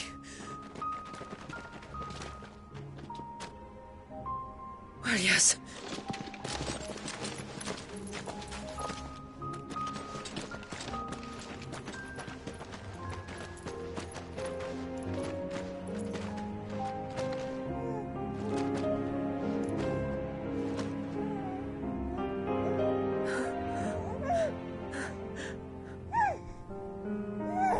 He's adorable.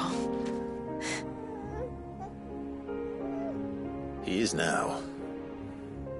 But did you see him a few moments ago? Clive, I don't know how to thank you.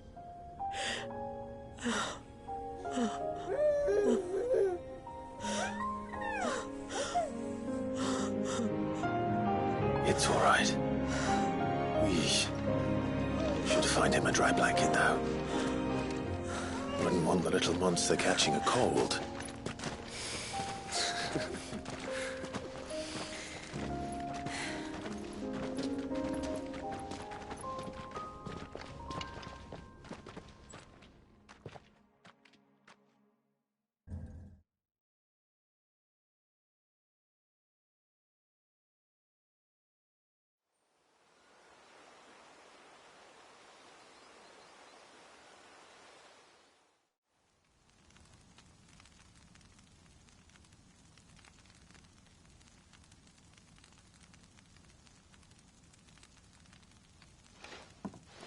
There.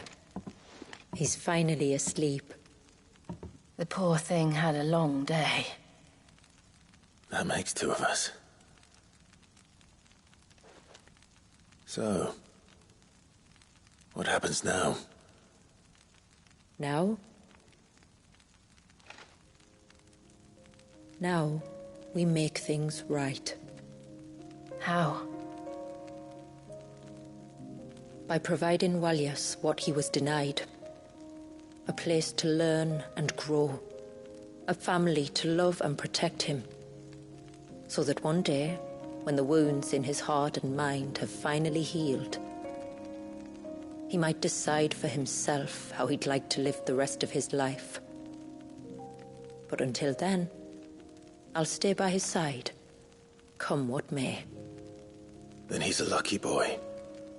And not only because he'll have the best warrior this side of the belt to teach him the battle axe. She'll do her best.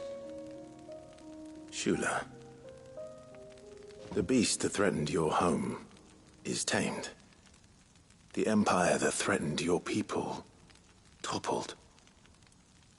Might it not be time to cast off your ancestors' glamour and retake your place in the Twins? Perhaps. It's not as if we have the crystals to maintain the wall much longer. But are we truly safe? Is the world truly ready to accept us for who we are and what we believe?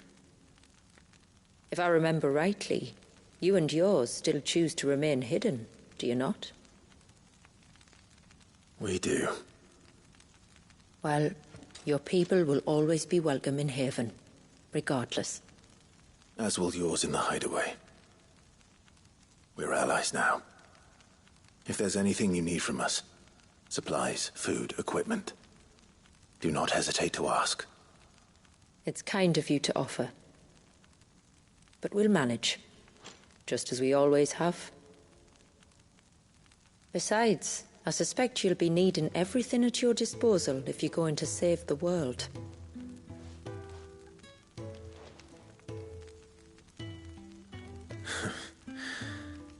I fear much of it is past saving. The best we can do is strive to turn what's left into a world where we can all live as equals. A noble endeavor. And there'll be a place in this world for us, will there? For Walyas. For everyone. I swear it. Then we shall be waiting. until the tides bear you back to shore.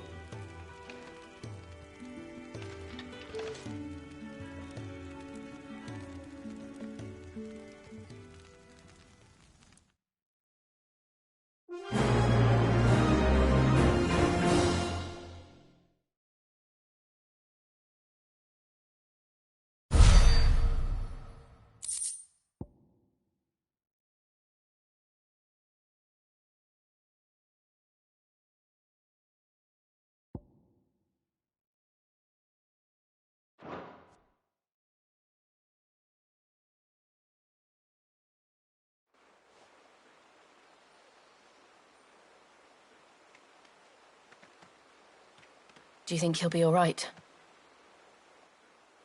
Well, yes. Only time will tell. But I can certainly think of worse places to spend one's childhood. The Moats of Water are a fine people, and they will take good care of him. Up by the Vare, Ultima spoke to me. He called Leviathan his most profaned fragment, and told me to redeem the sins that had laid him low. Is that so? The sins of Wallius's ancestors were grave indeed. To force him to prime at so tender an age. And to freeze him in time, that he might never know what it was to live. Yet I doubt either of those crimes was the source of Ultima's displeasure. It was that the Icon's power had been put to another purpose than the one he intended. To him, Leviathan must have seemed an aberration. Could that be why Ultima made no attempt to lead me to him? The fear that this profaned fragment might corrupt his vessel somehow. Perhaps. Or perhaps he simply deemed Leviathan surplus to requirements. Having concluded that his vessel might be made to serve his purposes without the full sum of his power. His purposes? There's no escaping them. Even here. Hidden away in Mysidia, the blessing of the crystals proved nothing but a prison. A prison into which Wallius was born, and from which freedom is hard won. If the world doesn't change, if we don't change it, he'll end up suffering the same fate as every dominant who came before him. Then we must change it. That we must. And we shall.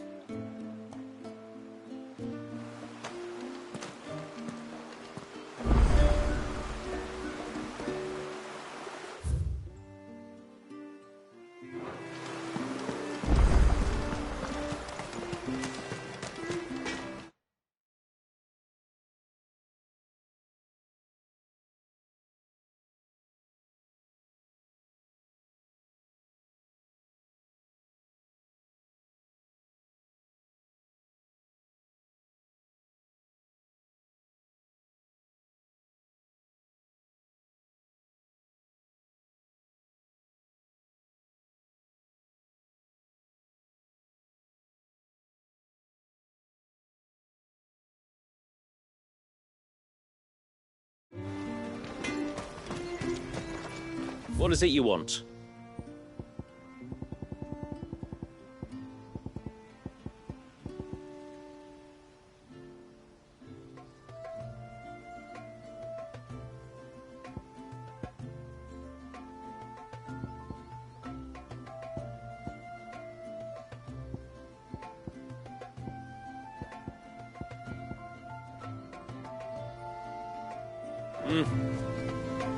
What is it you want?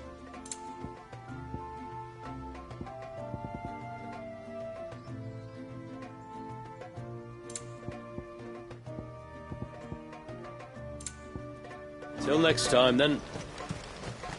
My friend, I have news. I think I might have found a way to break Talor's curse. Go on. Well, after listening to the village elders and scouring every likely-looking tome in the library, I learned that not all Tombries are the same little green menaces we know and loathe. Apparently, a chosen few live to incredible ages and grow to many times the size of their counterparts. The folktales hold that it's the very eldest of these, the Tombury kings, who weave the curses, and that their magics bind their victims to them, that they might continue to feed on their pain. So if we slay the one that cast the curse, the feeding will cease. But that was my thinking, yes. Though I doubt it'll be easy. These kings are not just bigger, they're stronger too. And if the tales are true, their followers will defend them to the death. It is a perilous proposition, in short, but it may also be Talor's only hope. What say you?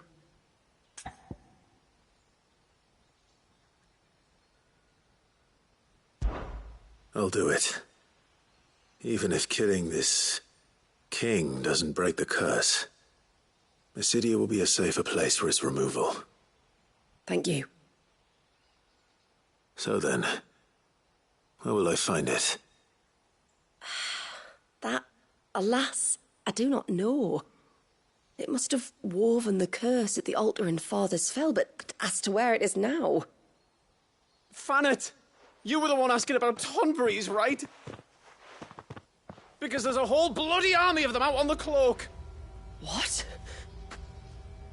But why would they stray so far? And why now? There's only one way to find out. I'll head up the mountain and see what's going on. Right. Thank you. And please, be careful.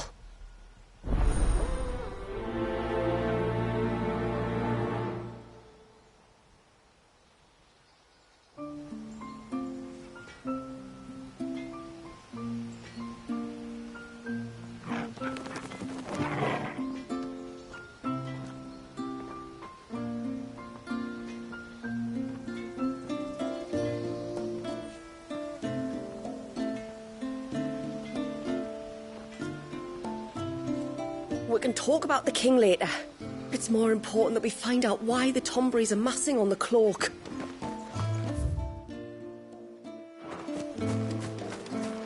Hey, mister, over here! Please, mister, you've got to help us. The village is in danger, and if someone doesn't do something... you should have seen it. Stop. Take a deep breath and tell me everything. Starting with your name. Sorry, my name's Eirik. When you went up to the Erevalvers with Miss Shula, I followed you. You could have been killed. Lady Shula told us you lot were great warriors, so I thought I'd be alright if I stayed close like. But then I lost track of you in the woods, and that's when I saw it. Saw what? A great, big, dripping, drooling monster. Spitting out great spouts of water it was, that were tearing up the ground and cutting down trees. Spouts of water? I don't recall seeing anything like that in the forest. Well, I did, and I don't ever want to see it again. You'll get rid of it, won't you? All right. If this creature is as terrible as you claim, it could well pose a threat to the village. I'll see what I can do. Thanks, mister. It was over by the Swift Run that I saw it. Maybe it's still there. Then that's where I'll start my search. But this time, you're going to stay here. Understood? I wouldn't go through those gates for 1,000 gil. Not with that thing out there. Good luck, though.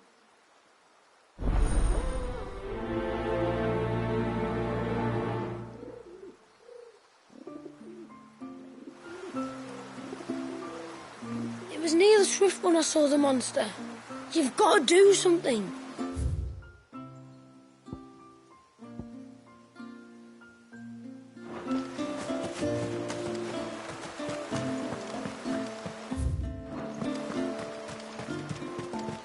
I heard the tributary can fell an ibex from a hood. And then I dreamed that I saw My lord, Might I have a moment of your time? I would beg of you a service. Certainly. What is it? It's a long story. But before we get to that, would I be right in thinking Lady Shula told you about the witch from the north? Yes. She said that your ancestors found her here, and that it was she who taught them the spell to stop time. She was like Wallius, you know. A dominant. The Warden of Ice. My great-grandmother suspected as much. She cared for the poor woman when the end was near. And it was she whose duty became to attend her grave. A duty that was passed down to me. I see. And the service you would beg of me? Well, until recently, the path to the grave had long been blocked by a fallen tree. But when our woodsmen finally found time to move it, we quickly realized it might have been better had they not. On trying to clear the rest of the path, you see, we discovered that a flock of bloodthirsty beasts had claimed the cliffs beyond. None of us was a match for them. But you, my lord, have proven your strength many times over. Would you drive them away for us?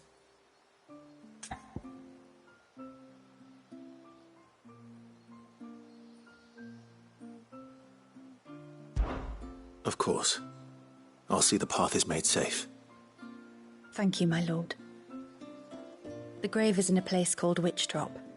To reach it, one must turn left at the Winged Wains, then follow the path around to the right, deep into the forest. Why so far from Haven? It was where she lived. When our ancestors first came to Mysidia, they found her there, in an old abandoned village, and it was her heartfelt wish to return there in death. So when she passed away, my great-grandmother had a stone erected for her on the cliffs overlooking the place she once called home. How thoughtful. Well then, no time like the present. Left at the ships, then round to the right, you said. Just so. Thank you once again, my lord. I will join you at the grave anon.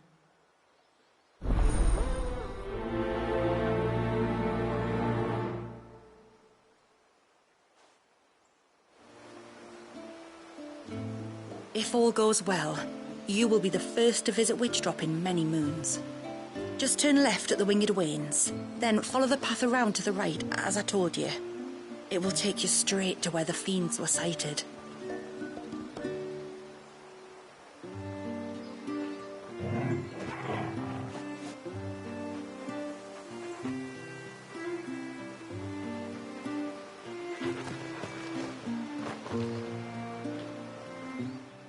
You wouldn't happen to have some time on your hands, would you, Clive? Only I was wondering if you might help me with something else. Don't tell me. Another unruly dominant. Not quite, but a dangerous foe nonetheless. It promises to be quite a hunt. Care to join me? All right. Tell me about our quarry. A fiendish, cold-blooded beast known as a Ffxvi.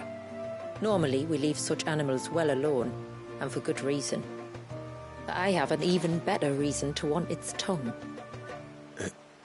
Its tongue? If you'll permit me, tributary, I can explain. Certainly, Yamila. It's been over a week since me sister gave birth to her first child.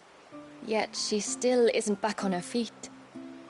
We've tried everything to restore her spirits. Physics and nostrums, the laying on of hands and of leeches, but all to no avail.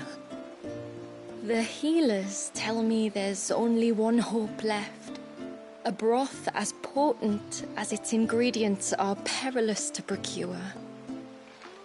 It isn't only Yamila's sister who stands to benefit from this, by the way. There's her baby to think of, and Wallius, too. She'd agreed to be his wet nurse, you see. I'd be glad to help. Thank you. Our hunters have no shortage of skill, but this task calls for more than that. And it won't be achieved through weight of numbers either. The Ffxvi is as wary a foe as it is a deadly one. 2 hunters might catch it unawares, But any more than that, and it would pick up our scent a league away. Then it is decided. The two of you will go, while Jill and I occupy ourselves here. Perhaps we might help prepare the broth. That would be most kind of you. Come then, Clive. The river of time flows fast, and so must we. There's a Ffxvi that has claimed the ruins at the foot of the mountain as its hunting ground. But as I say, they are wary creatures. We'll need suitable bait to draw it out. The flesh of a forest ibex should suffice. To the forest, then.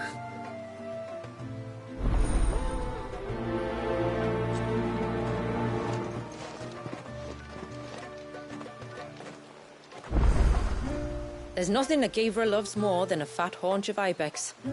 There speaks the voice of experience. Do you hunt often? Since I was a girl, my father would take me. Then after he returned to the sea, Yamila's father. Our families have always been close. Even if her sister wasn't Walius's wet nurse, I couldn't stand by and watch her suffer. Yamila has invited me to assist her with gathering herbs for the broth. Believe it or not, I still recall some of the varieties I picked as a little girl, when the rest of the north looked like this. Good hunting, brother. Have care, my lord. It is not for nothing that the Ffvri's tongue is called the most perilous cure.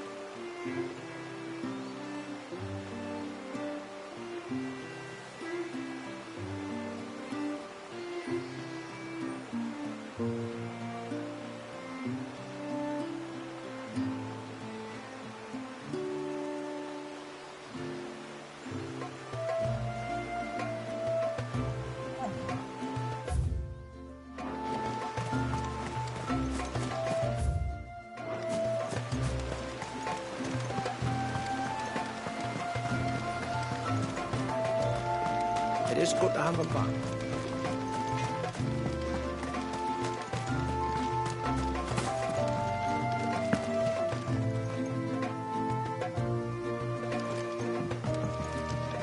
When you've decided what you want, just let me know. Here you are. I'll be here.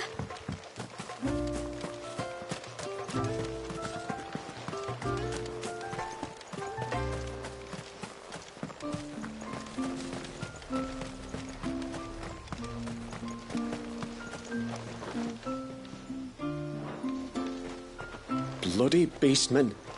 They're always up to something or other.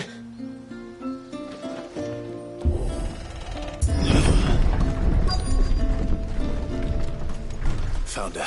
They're almost at the gate. But they won't be coming any closer.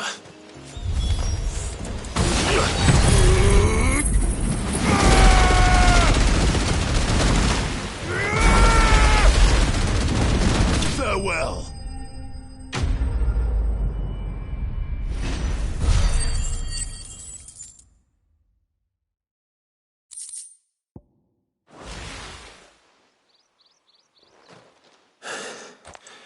That should buy Haven some time at least. Clive, are you all right? Fine. We've taken care of the immediate threat. Thank the tides. I was worried I was going to lose you both. Talor, he took a sudden turn for the worse just after you left. What? Is he? No, he's hanging on. I fear the Tombury King may have begun the cursing ritual again. In earnest this time. And I can't imagine their being here as a coincidence. I think it might be happening on this very mountain. If it is, it won't be for long. Get back to Talor. I'm going up. My thanks. I shall pray for both of you.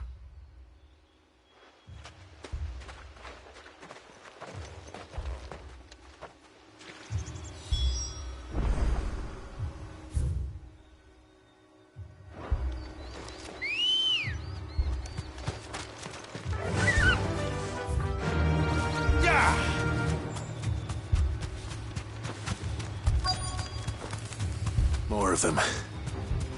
Come on then. I crave an audience with your king.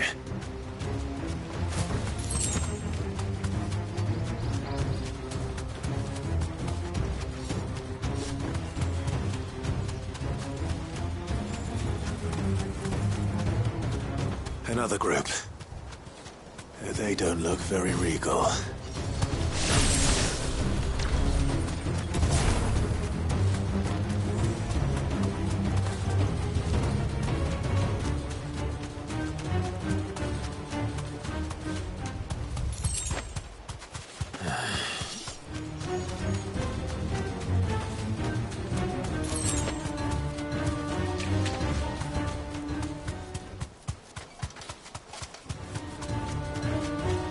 Still no sign of King. Could Fanad have been wrong?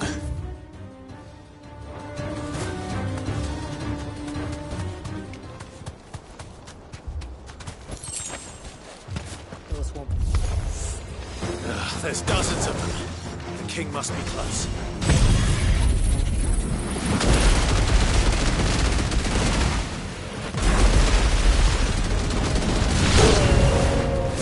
That's a lot of Tomburys. This one.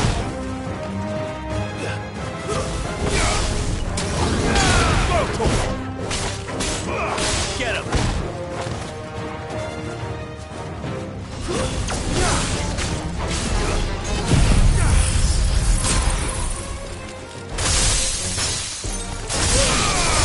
All yours, Torgal. This one.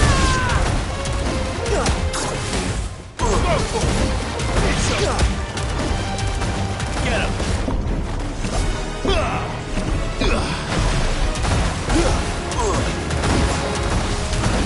Get him.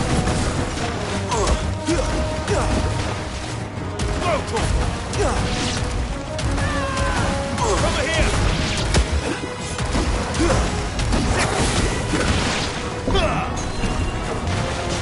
Over here.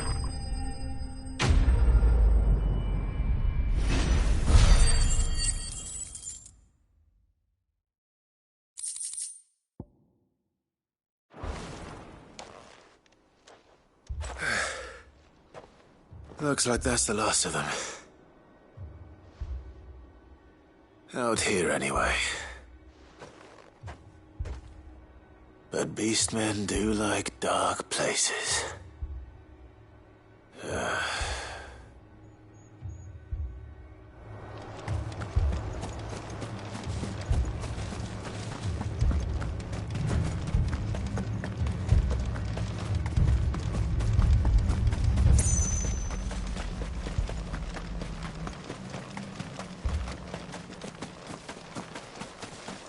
Well, I'll be damned.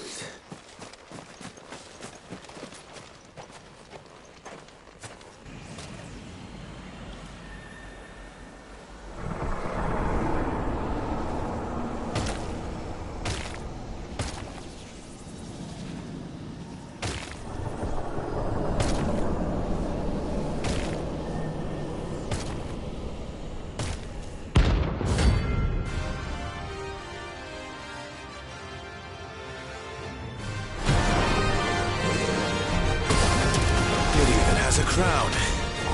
Sorry, Your Majesty, but your reign ends here. Get him! Over here!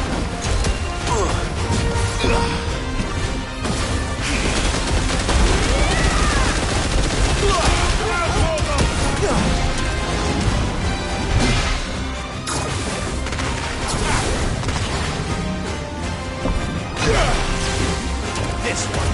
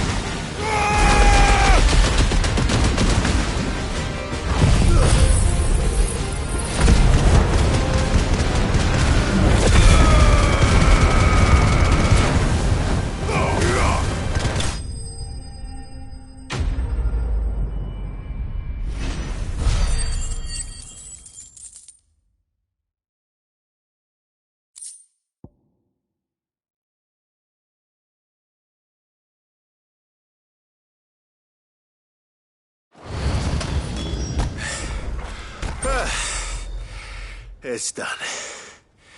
Which means the curse should be broken. Let's see how Talor's doing.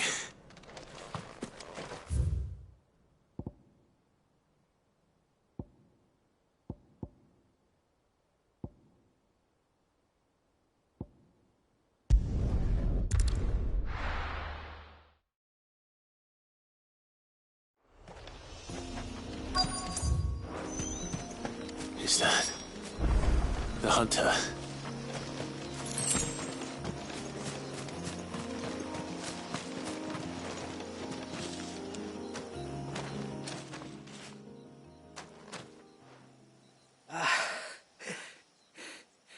It's you.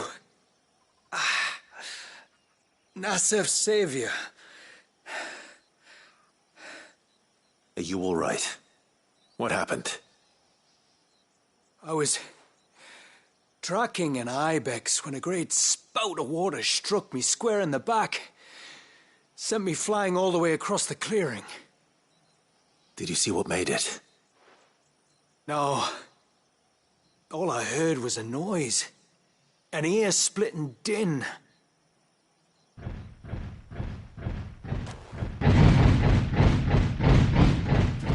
Might this be the culprit? Leave him to us.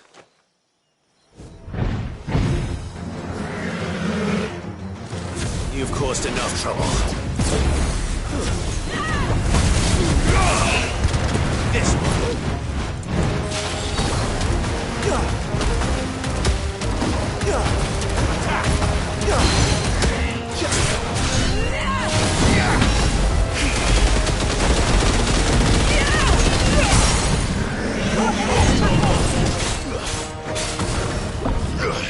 Over here!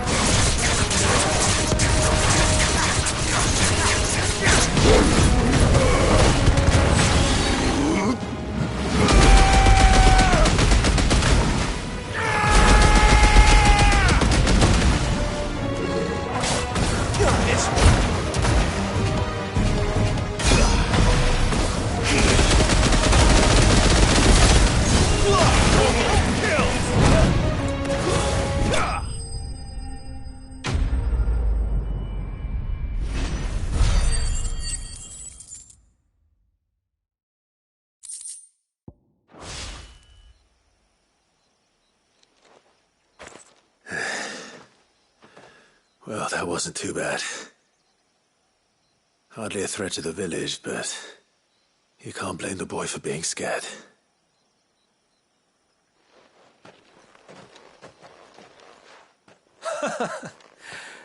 You made that look a lot easier than it was. Do you think that was the beast which attacked you? That thing? Not a chance. Would have heard it coming a league away. And the blast of water that hit me was beyond anything an Archelon can manage. Oh. A boy from the village sent me in search of a beast that could conjure such things, but...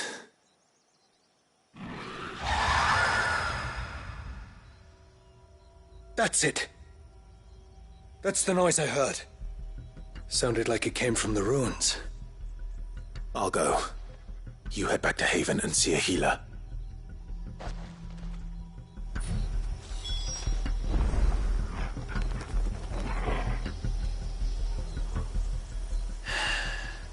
You keep your wits about you, all right? You don't want to end up like me.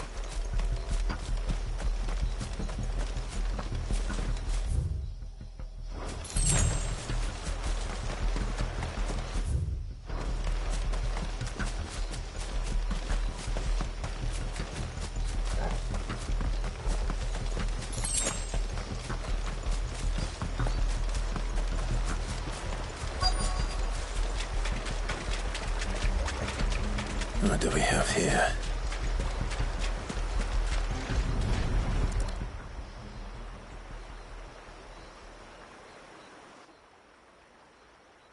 Found her. Something's been busy. Whatever this creature is, it's out for blood.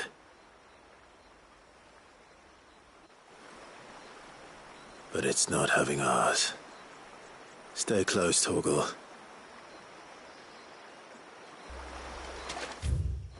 Where are you?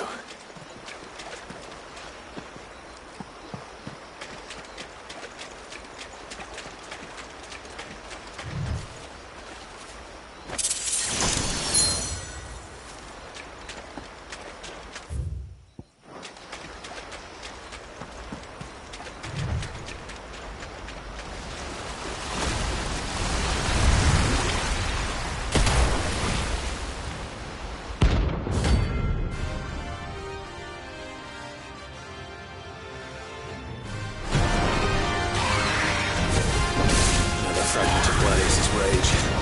I should have known. Time to put you to bed too.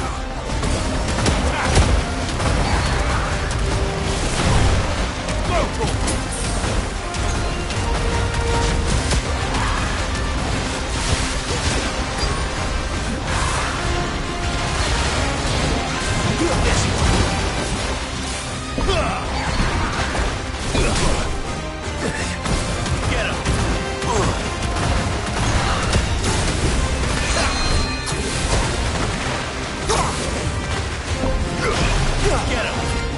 Get him!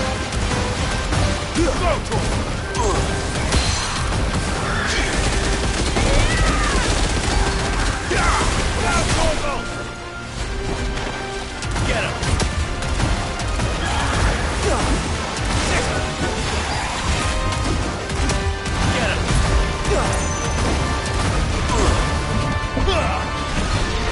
Over here!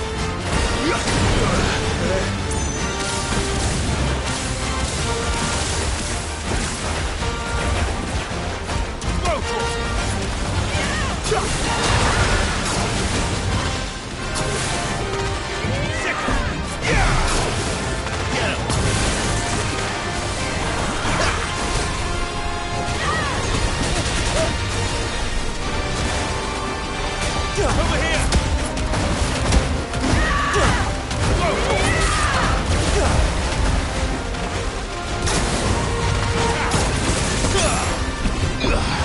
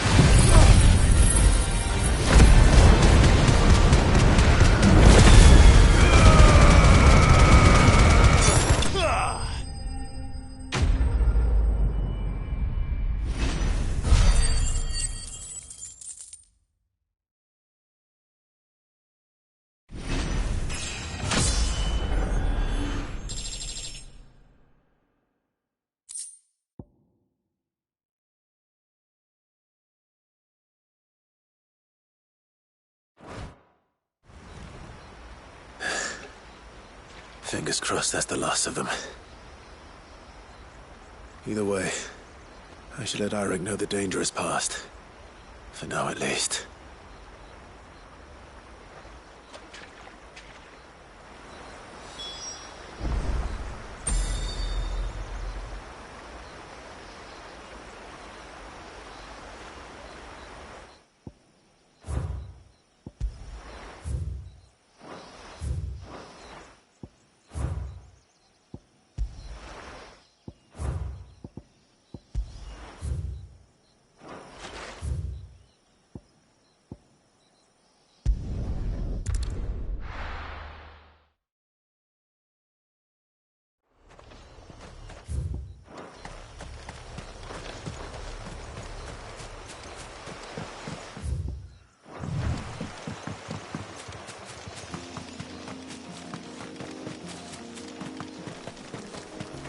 This should be the path to Witchdrop. Hungry, Torgal?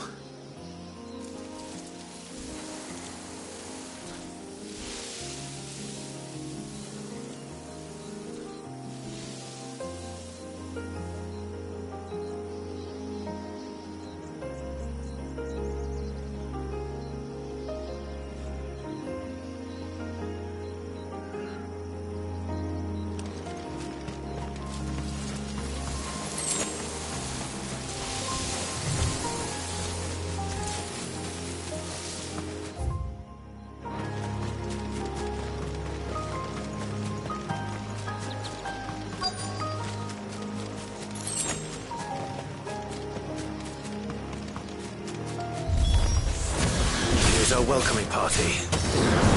This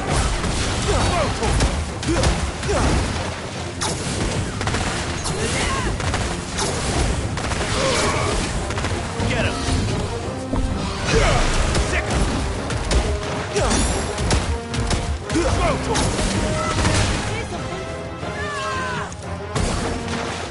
This one!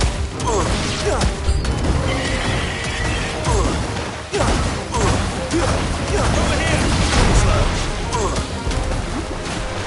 This one.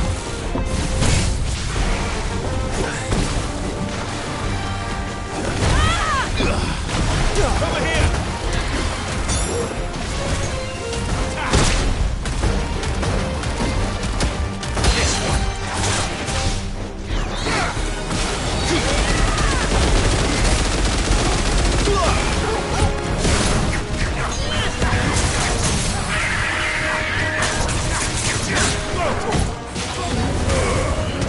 This one.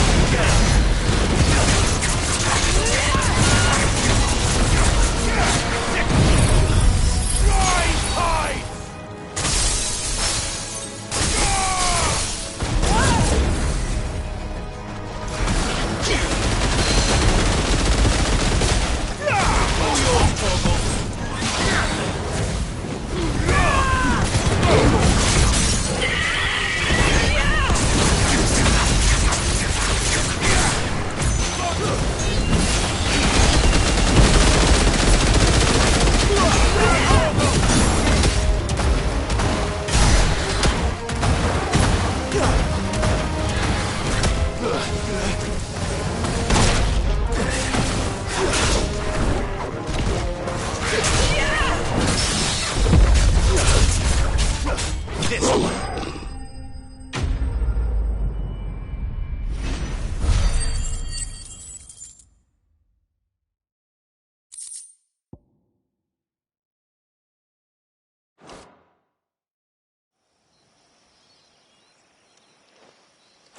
Looks like that's the last of them.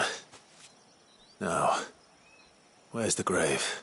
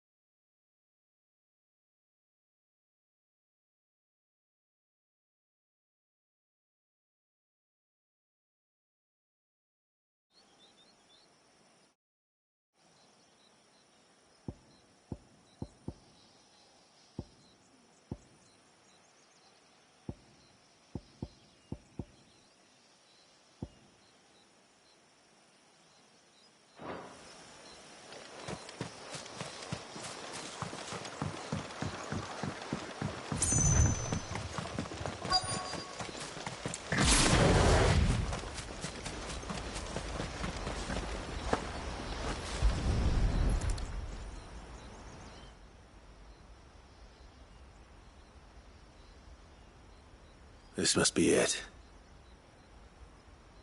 My lord, thank you for making the path safe again. Ffxvi. Was that her name? Yes. Hardly the most fitting tribute for a dominant, is it? A rough-hewn stone with naught but a given name engraved on it. But my ancestors had only been here a matter of weeks when she passed. Every day was a struggle to survive. They had neither the time nor the energy to devote to a more elaborate memorial. Yet they spared what they could to grant her wish, that even in death she might continue to watch over her home. She lived down there then? In the ruins? That's right. They were once the living quarters for those who served up in the temple. When the Northern Thanes sent her here to weave her spell, this was where she and her retinue stayed. There were priests, handmaidens, and a knight sworn to shield her from harm. Of course, they were all gone by the time my ancestors arrived, fled or dead in the Western Wars. All except Ffxvi, who remained till the end. Alone. Indeed. At least, that is the story as it's been handed down in Haven. But there is an epilogue to the tale.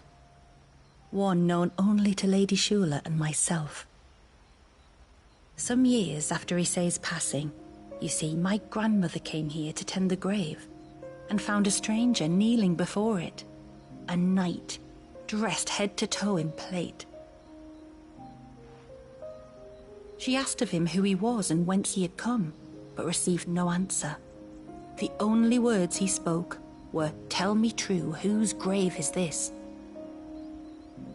So she told him, of how her people had met and cared for Ffxvi, and how she had died.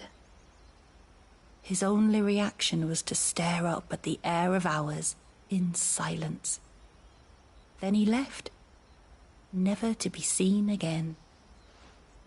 You said he was wearing plate. Was it black and gold? Do you know something of him? When we went up to the Air of Hours to unravel the spell, we were set upon by a shade in the shape of a knight in full plate. It manifested in front of the Fair, and in its ether, I felt Shiva, the witch. You think this may have been the same man my great-grandmother met? Ffxi's knight? I don't know. Maybe. All I can say for sure is it was intent on protecting her creation. Or perhaps her spirit. What remained of her ether, preserved in the Fair. Perhaps his spirit too became enraveled in her spell, frozen in an eternal vigil. Till we ended it. If the shade you fought was Ffxi's knight, then ending it was the greatest gift you could have given him. Now he can return to the sea, to be with his lady once more. And if his spirit should ever return here to visit her grave, I shall ask his name, that I might carve it in the stone next to hers. That they might be together. Once and for all.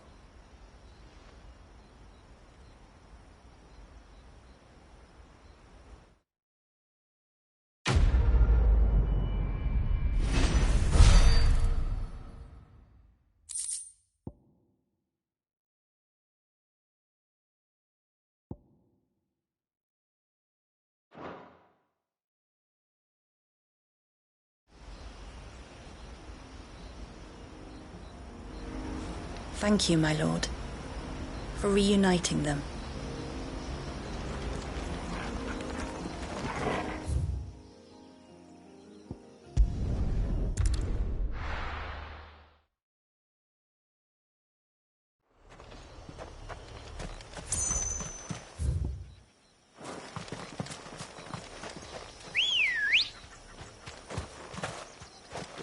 Good girl.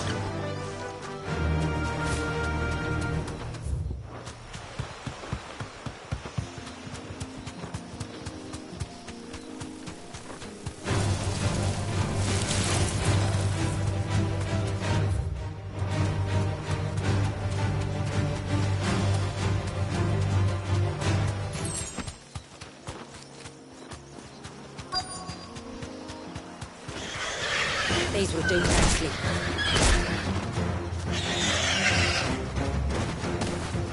Safe.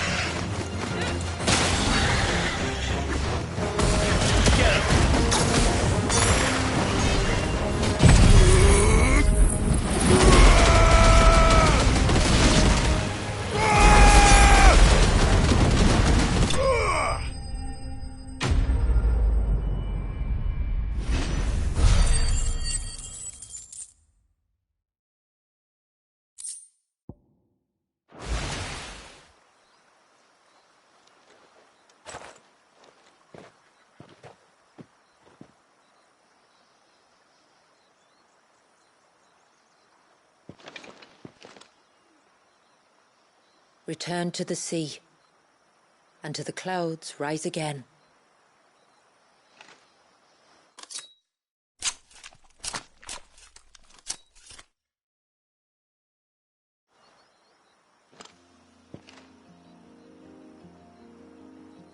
We have our bait then. What next? Next, we pay a visit to the Dark Gate to pick some local weed. It'll help disguise our scent.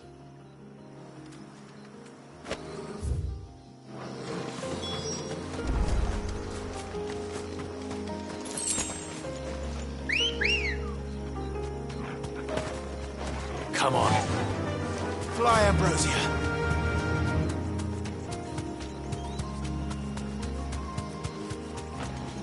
You deserve a rest.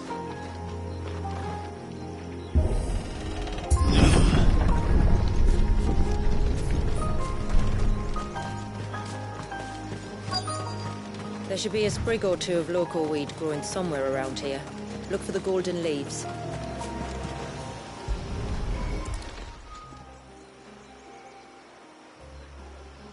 Is this it? Aye, that's the stuff. Crush the leaves between your fingertips and rub them on your clothes. If you insist.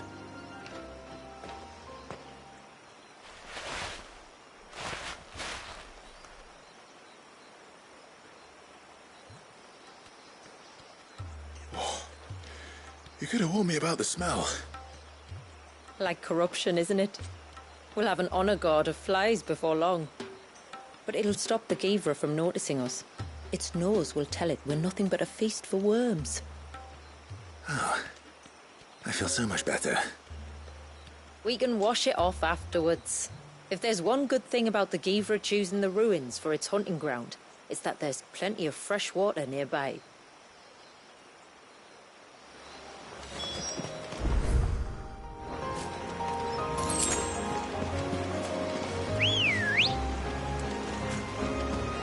Let's go. Yeah!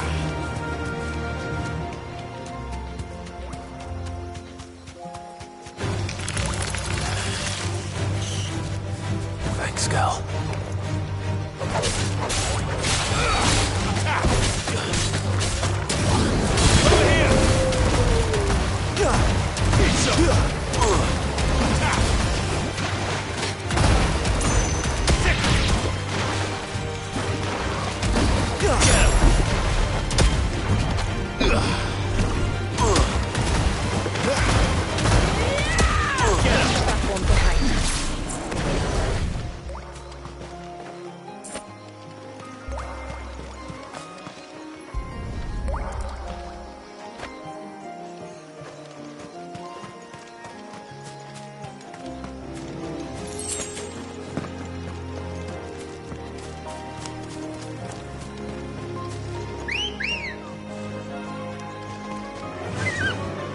Run like the wind.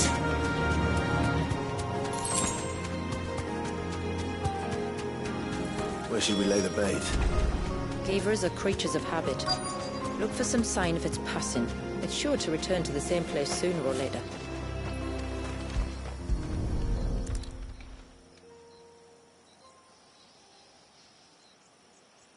Marking its territory. Something was. A curl, maybe.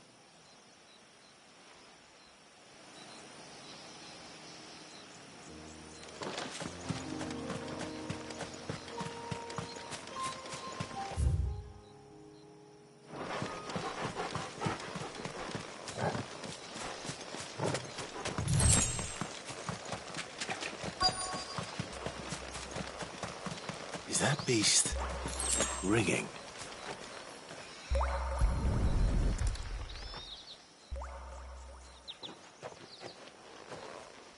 Tracks. But I assume they're too small to belong to a Ffxvi. You're right. They're barely big enough to belong to a Ffxi's breakfast.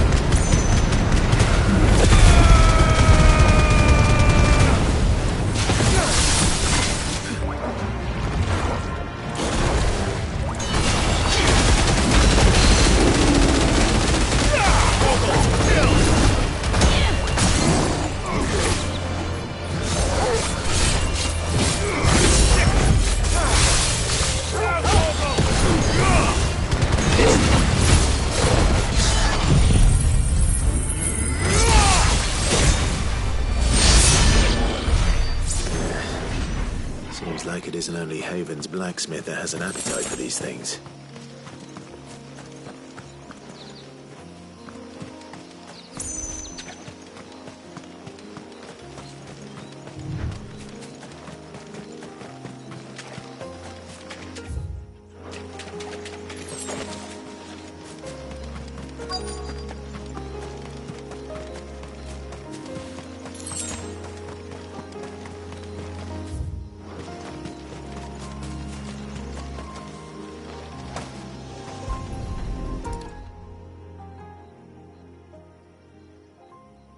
These look like a predator's tracks. You can clearly make out the claws. And not just any claws. These belonged to a Ffxvi. There's no mistaking them. We'll lay the bait here. Let's hope our friend is hungry.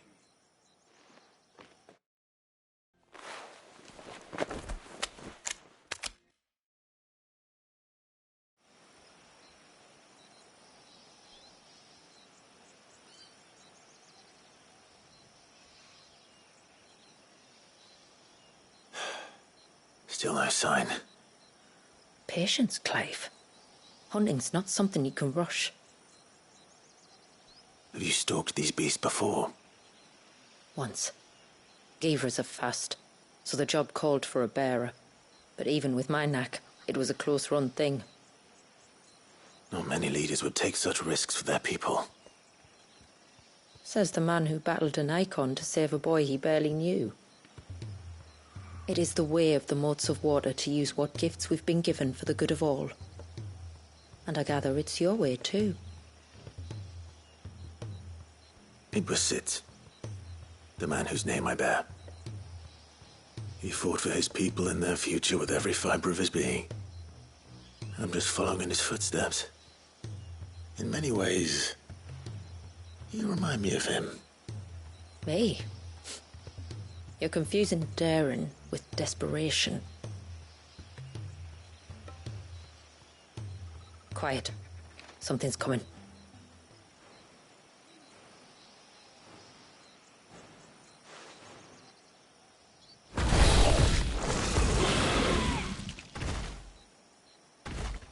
Our guest has finally arrived. Shall we greet him?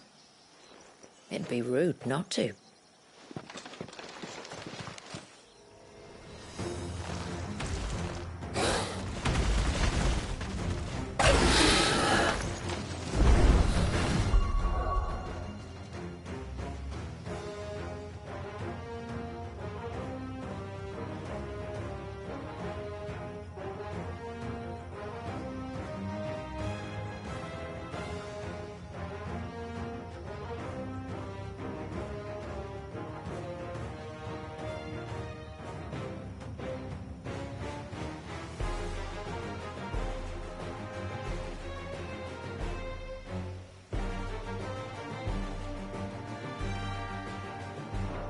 Don't let it escape.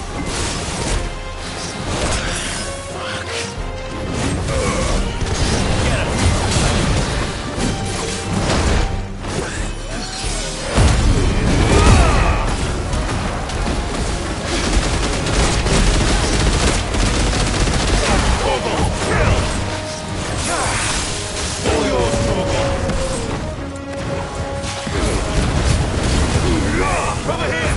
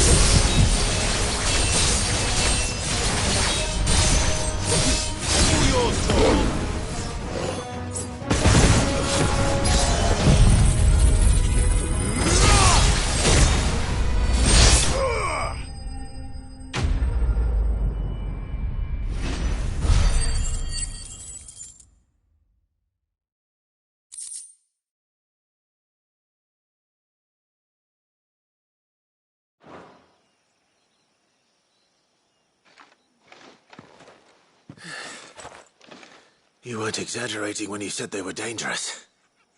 They're forces of nature, all right. And with this one's passing, the river of life has calmed.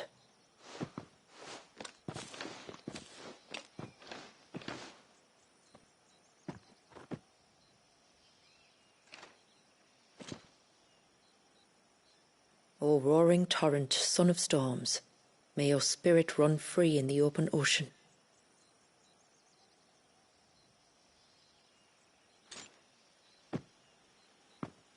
This flesh I claim, that your gifts might rain down upon us this day, and our river flow in spate once more.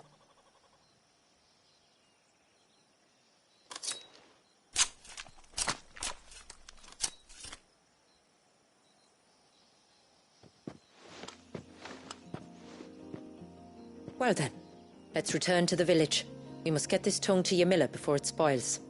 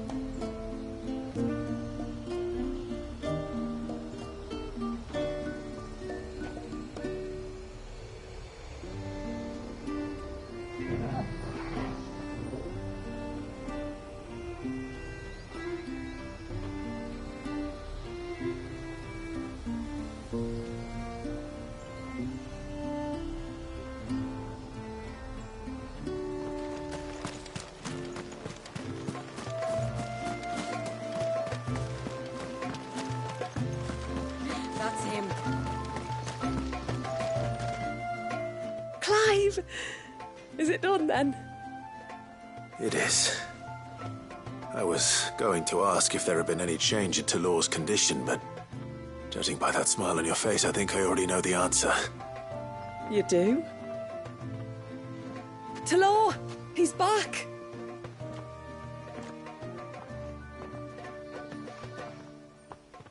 Thank you, my lord. I can never repay you for everything you've done for me.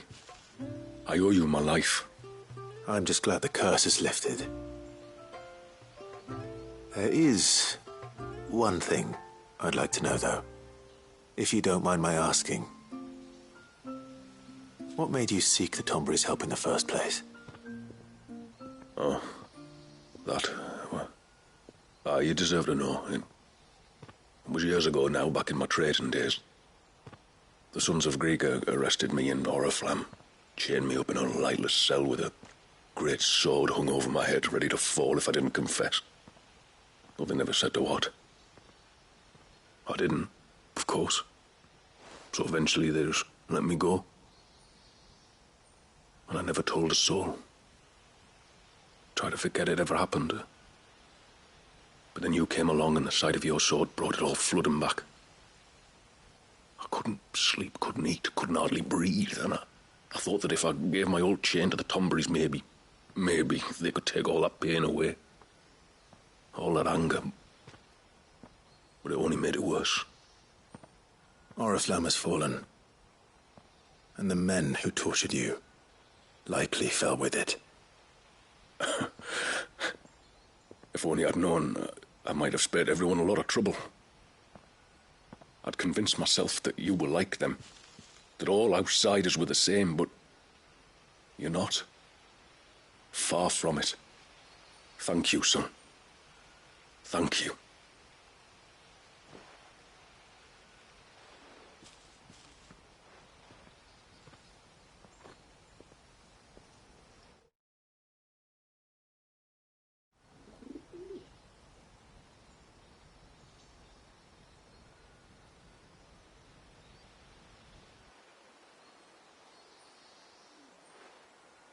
Clive, there's something I need to tell you. After we parted ways on the path to the cloak, I went straight back to Tlor and explained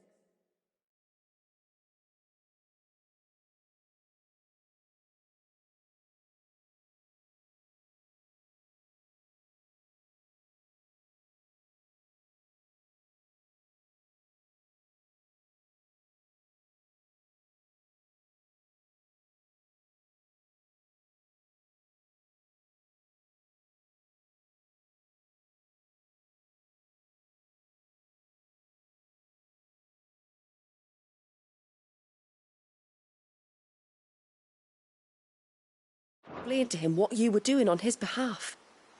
And just like that, his pain began to fade. What do you mean? Just like that? The Tonbury King would have still been alive. I had to contend with dozens of his minions before I found him. Then, perhaps one of them warned him of your coming and he broke off his ritual. Or, perhaps, knowing that an outsider was fighting for him was what lifted the weight from Tlor's heart. I know, from experience, that many illnesses are not wholly physical, but of the spirit, at least in part. Was there ever really a curse, then? Or was Tlor simply suffering from the pain of his memories? And the guilt of what he'd done? For all the difference it makes. I suppose we'll never know. Maybe not. But this much I do know. It was your strength and your selflessness that healed his heart in the end. I'll be sure to tell my healer friend when I get home.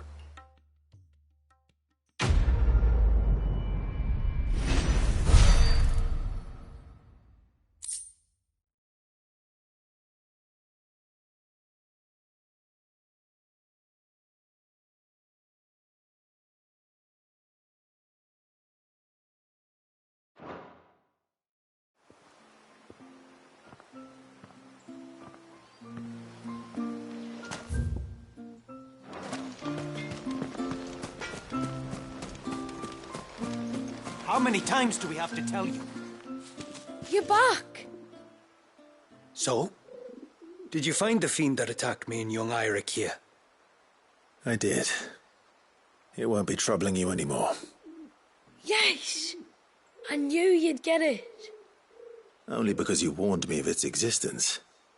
Not that you should ever have learned of its existence, but all's well that ends well, I suppose. What was it, anyway? A manifestation of Leviathan's power. When we visited Wallius in the Surge, he was angry and afraid. The Icon summoned these creatures for his protection. Though why one would be wandering the ruins of Riversmeet, I don't know. Maybe it was looking for his mum. That's where she died, isn't it? The Falls.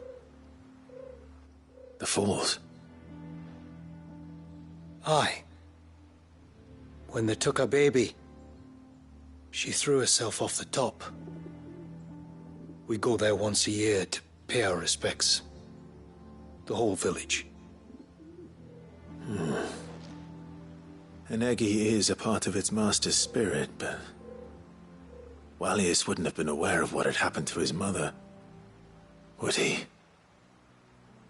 Well, either way, you did us a favor putting that thing to rest. Us and Wallius. Thank you. Aye. Thanks, mister.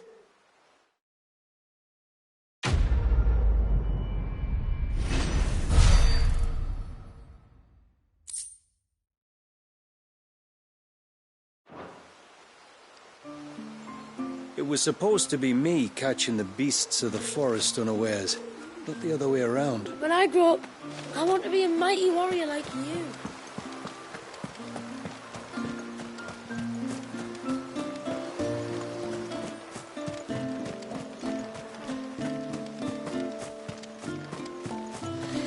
And then I dreamed I saw the thing reach up to the heavens. You weren't dreaming, Dewdrop. We all saw it. Yamila introduced us to her sister. The poor woman could hardly lift her head. Much like me after we returned from Rosalith. Back so soon, brother? Did your quarry prove less elusive than Shula reported it? Or more? Tributary, my lord. Did all proceed as planned? It did. Here. 1 Geaver tongue, as promised.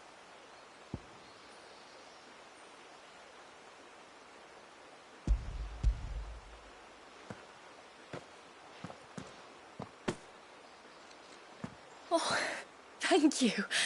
I shall add it to the broth at once. By your leave, Tributary. If there is anything else that we can do to help, you need only ask.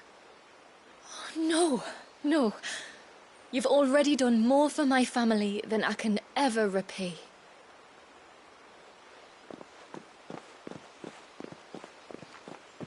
Just as you have, Clive, for my family. I only regret that I have nothing to offer you in return but my gratitude. It's more than enough. Besides, I'm no less grateful to you. For what? For welcoming my friends and I into your midst. For showing us how your people live. For reminding me that the world we strive to create, where bearers can live alongside their fellow men in peace and comfort, is no mere fantasy. I'd hardly call it comfort. Every day is a struggle. Though we do at least struggle together, it's true. As must we all. I only ask that you remember the cost of using your gifts as a bearer. I know that you feel it's your duty to do whatever you can to help your people. But you have a child to think about now. And Wallis has lost enough. I shall bear that in mind. That's all I ask. Oh, and if there is anything else that we can do to help, well, you know. Thank you. Truly.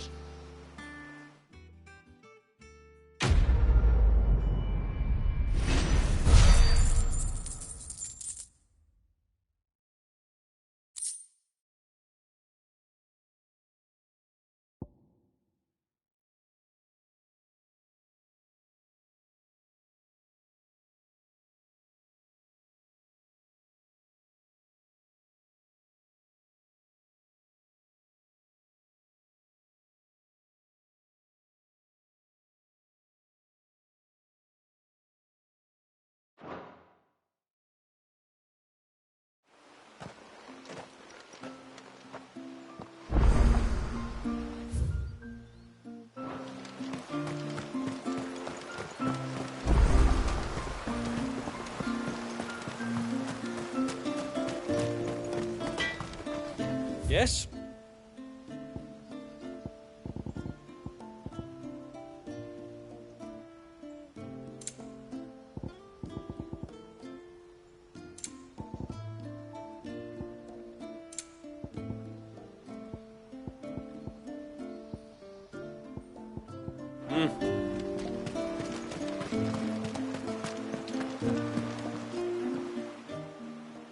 No, it has to be him.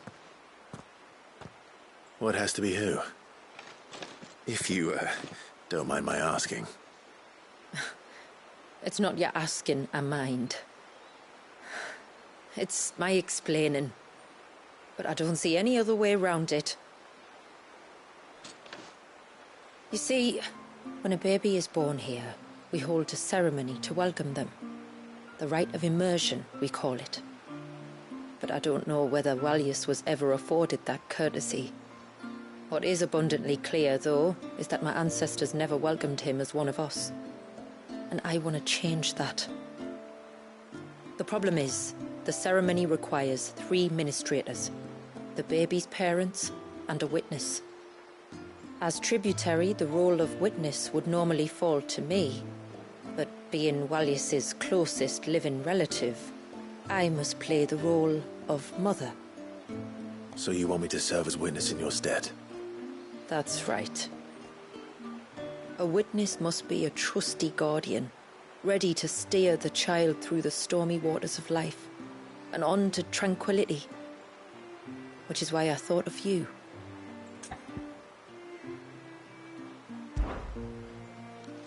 It would be my honor. Thank you, Clive. So, if you will serve as mother and I as witness, who will take on the father's role? I have a younger brother. He should be making ready for the rite as we speak, though whether he is or not. Let me introduce you. Please do. If he's anything like his sister, I'm sure we'll get on famously. I'll bid him come to the Witten Hall. Will you wait for us there? Gladly.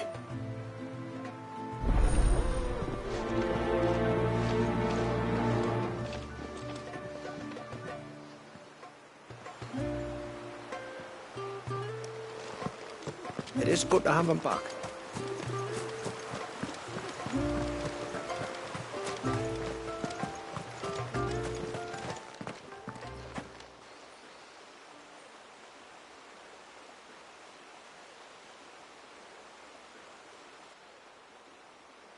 Clive, my brother. If it isn't my old mate Sid! You? So you do remember me, even stripped of my cunning disguise? I'm touched. You two know each other? My friends and I crossed paths with your brother on our hunt for the dusk crystals, during which we saved his life. 3 times, was it? 3, 4, who's counting? All I know is when Shula mentioned she'd called in Sid the Outlaw to help young Walyas, I could be sure that the little rascal was in safe hands. I mean, having seen you in action back at the tower, I know exactly what you're capable of. So the mercenary you met in the Sage Spire, that was Clive. And he saved your life? That's a rather different story from the one you told me. And a far likelier one at that. It would appear my family owe you twice over. Whether they admit it or not. Honestly, Fammy, would it kill you to tell the truth once in a while? What? I said sorry, didn't I? How about we save the, recriminations until after the ceremony, eh? Speaking of which, what does this ceremony involve exactly? It's simple, really. We each say a short prayer and anoint the child's head with holy water. Nothing too onerous, then?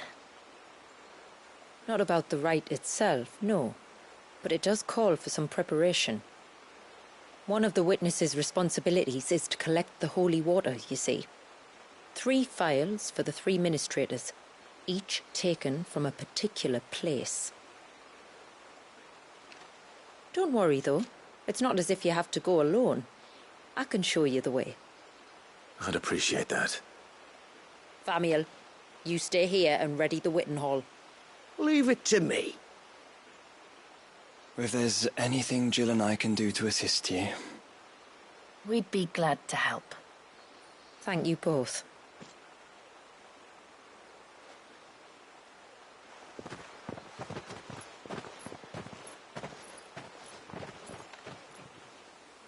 All right then, let's get started, shall we? There are 3 types of holy water that we must collect. The water of the mountain, of the river, and of the sea. We take the water of the mountain from the spring atop Maiden's March. The water of the river from the course that flows through the ruins of Riversmeet. And the water of the sea from the shallows of Tailwind Bay. Here are the phials we'll be using in the ceremony. I'm ready to leave whenever you are.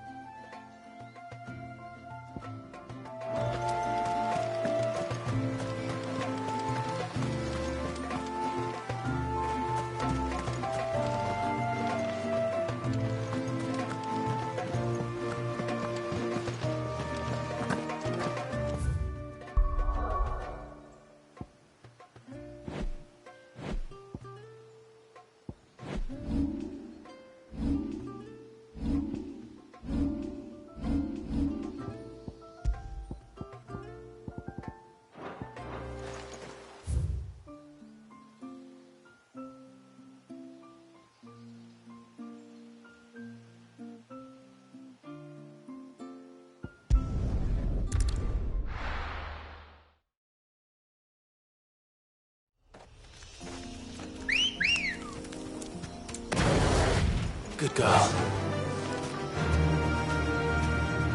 Fly, Ambrosia.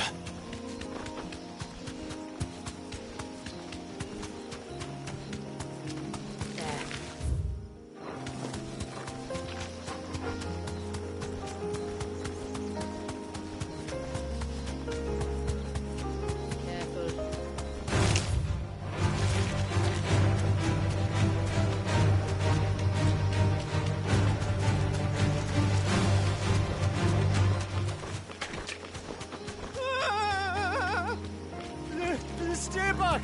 I'm warning you! Someone's in trouble. Come on.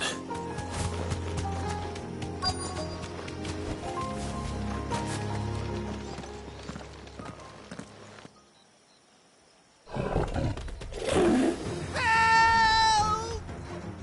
Help? What help? Nobody's coming to... Help? We're here to help. Keep its attention on us.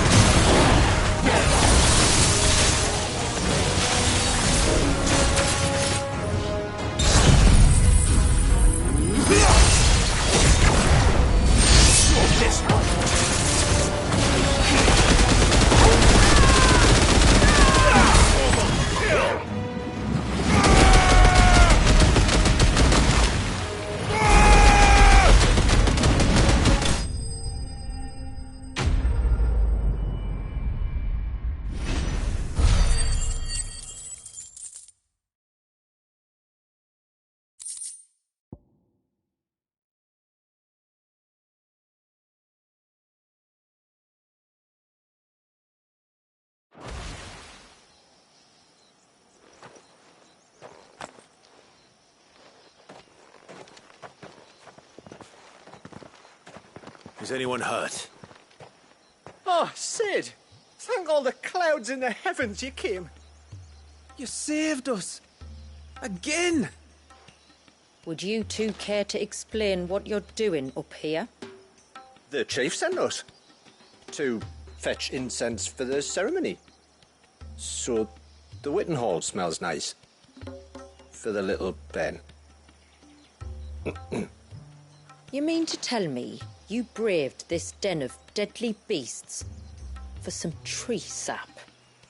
You don't have to do everything he says, you know. Or if you must, at least have the good sense to ask one of our hunters to accompany you. We're sorry. It's fine. Just go back to the village before you get yourselves into any more trouble. Right you are. Oh, and thanks and that.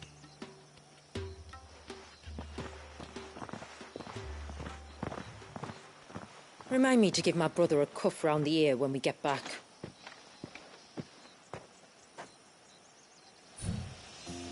Right then. Let's collect this water, shall we?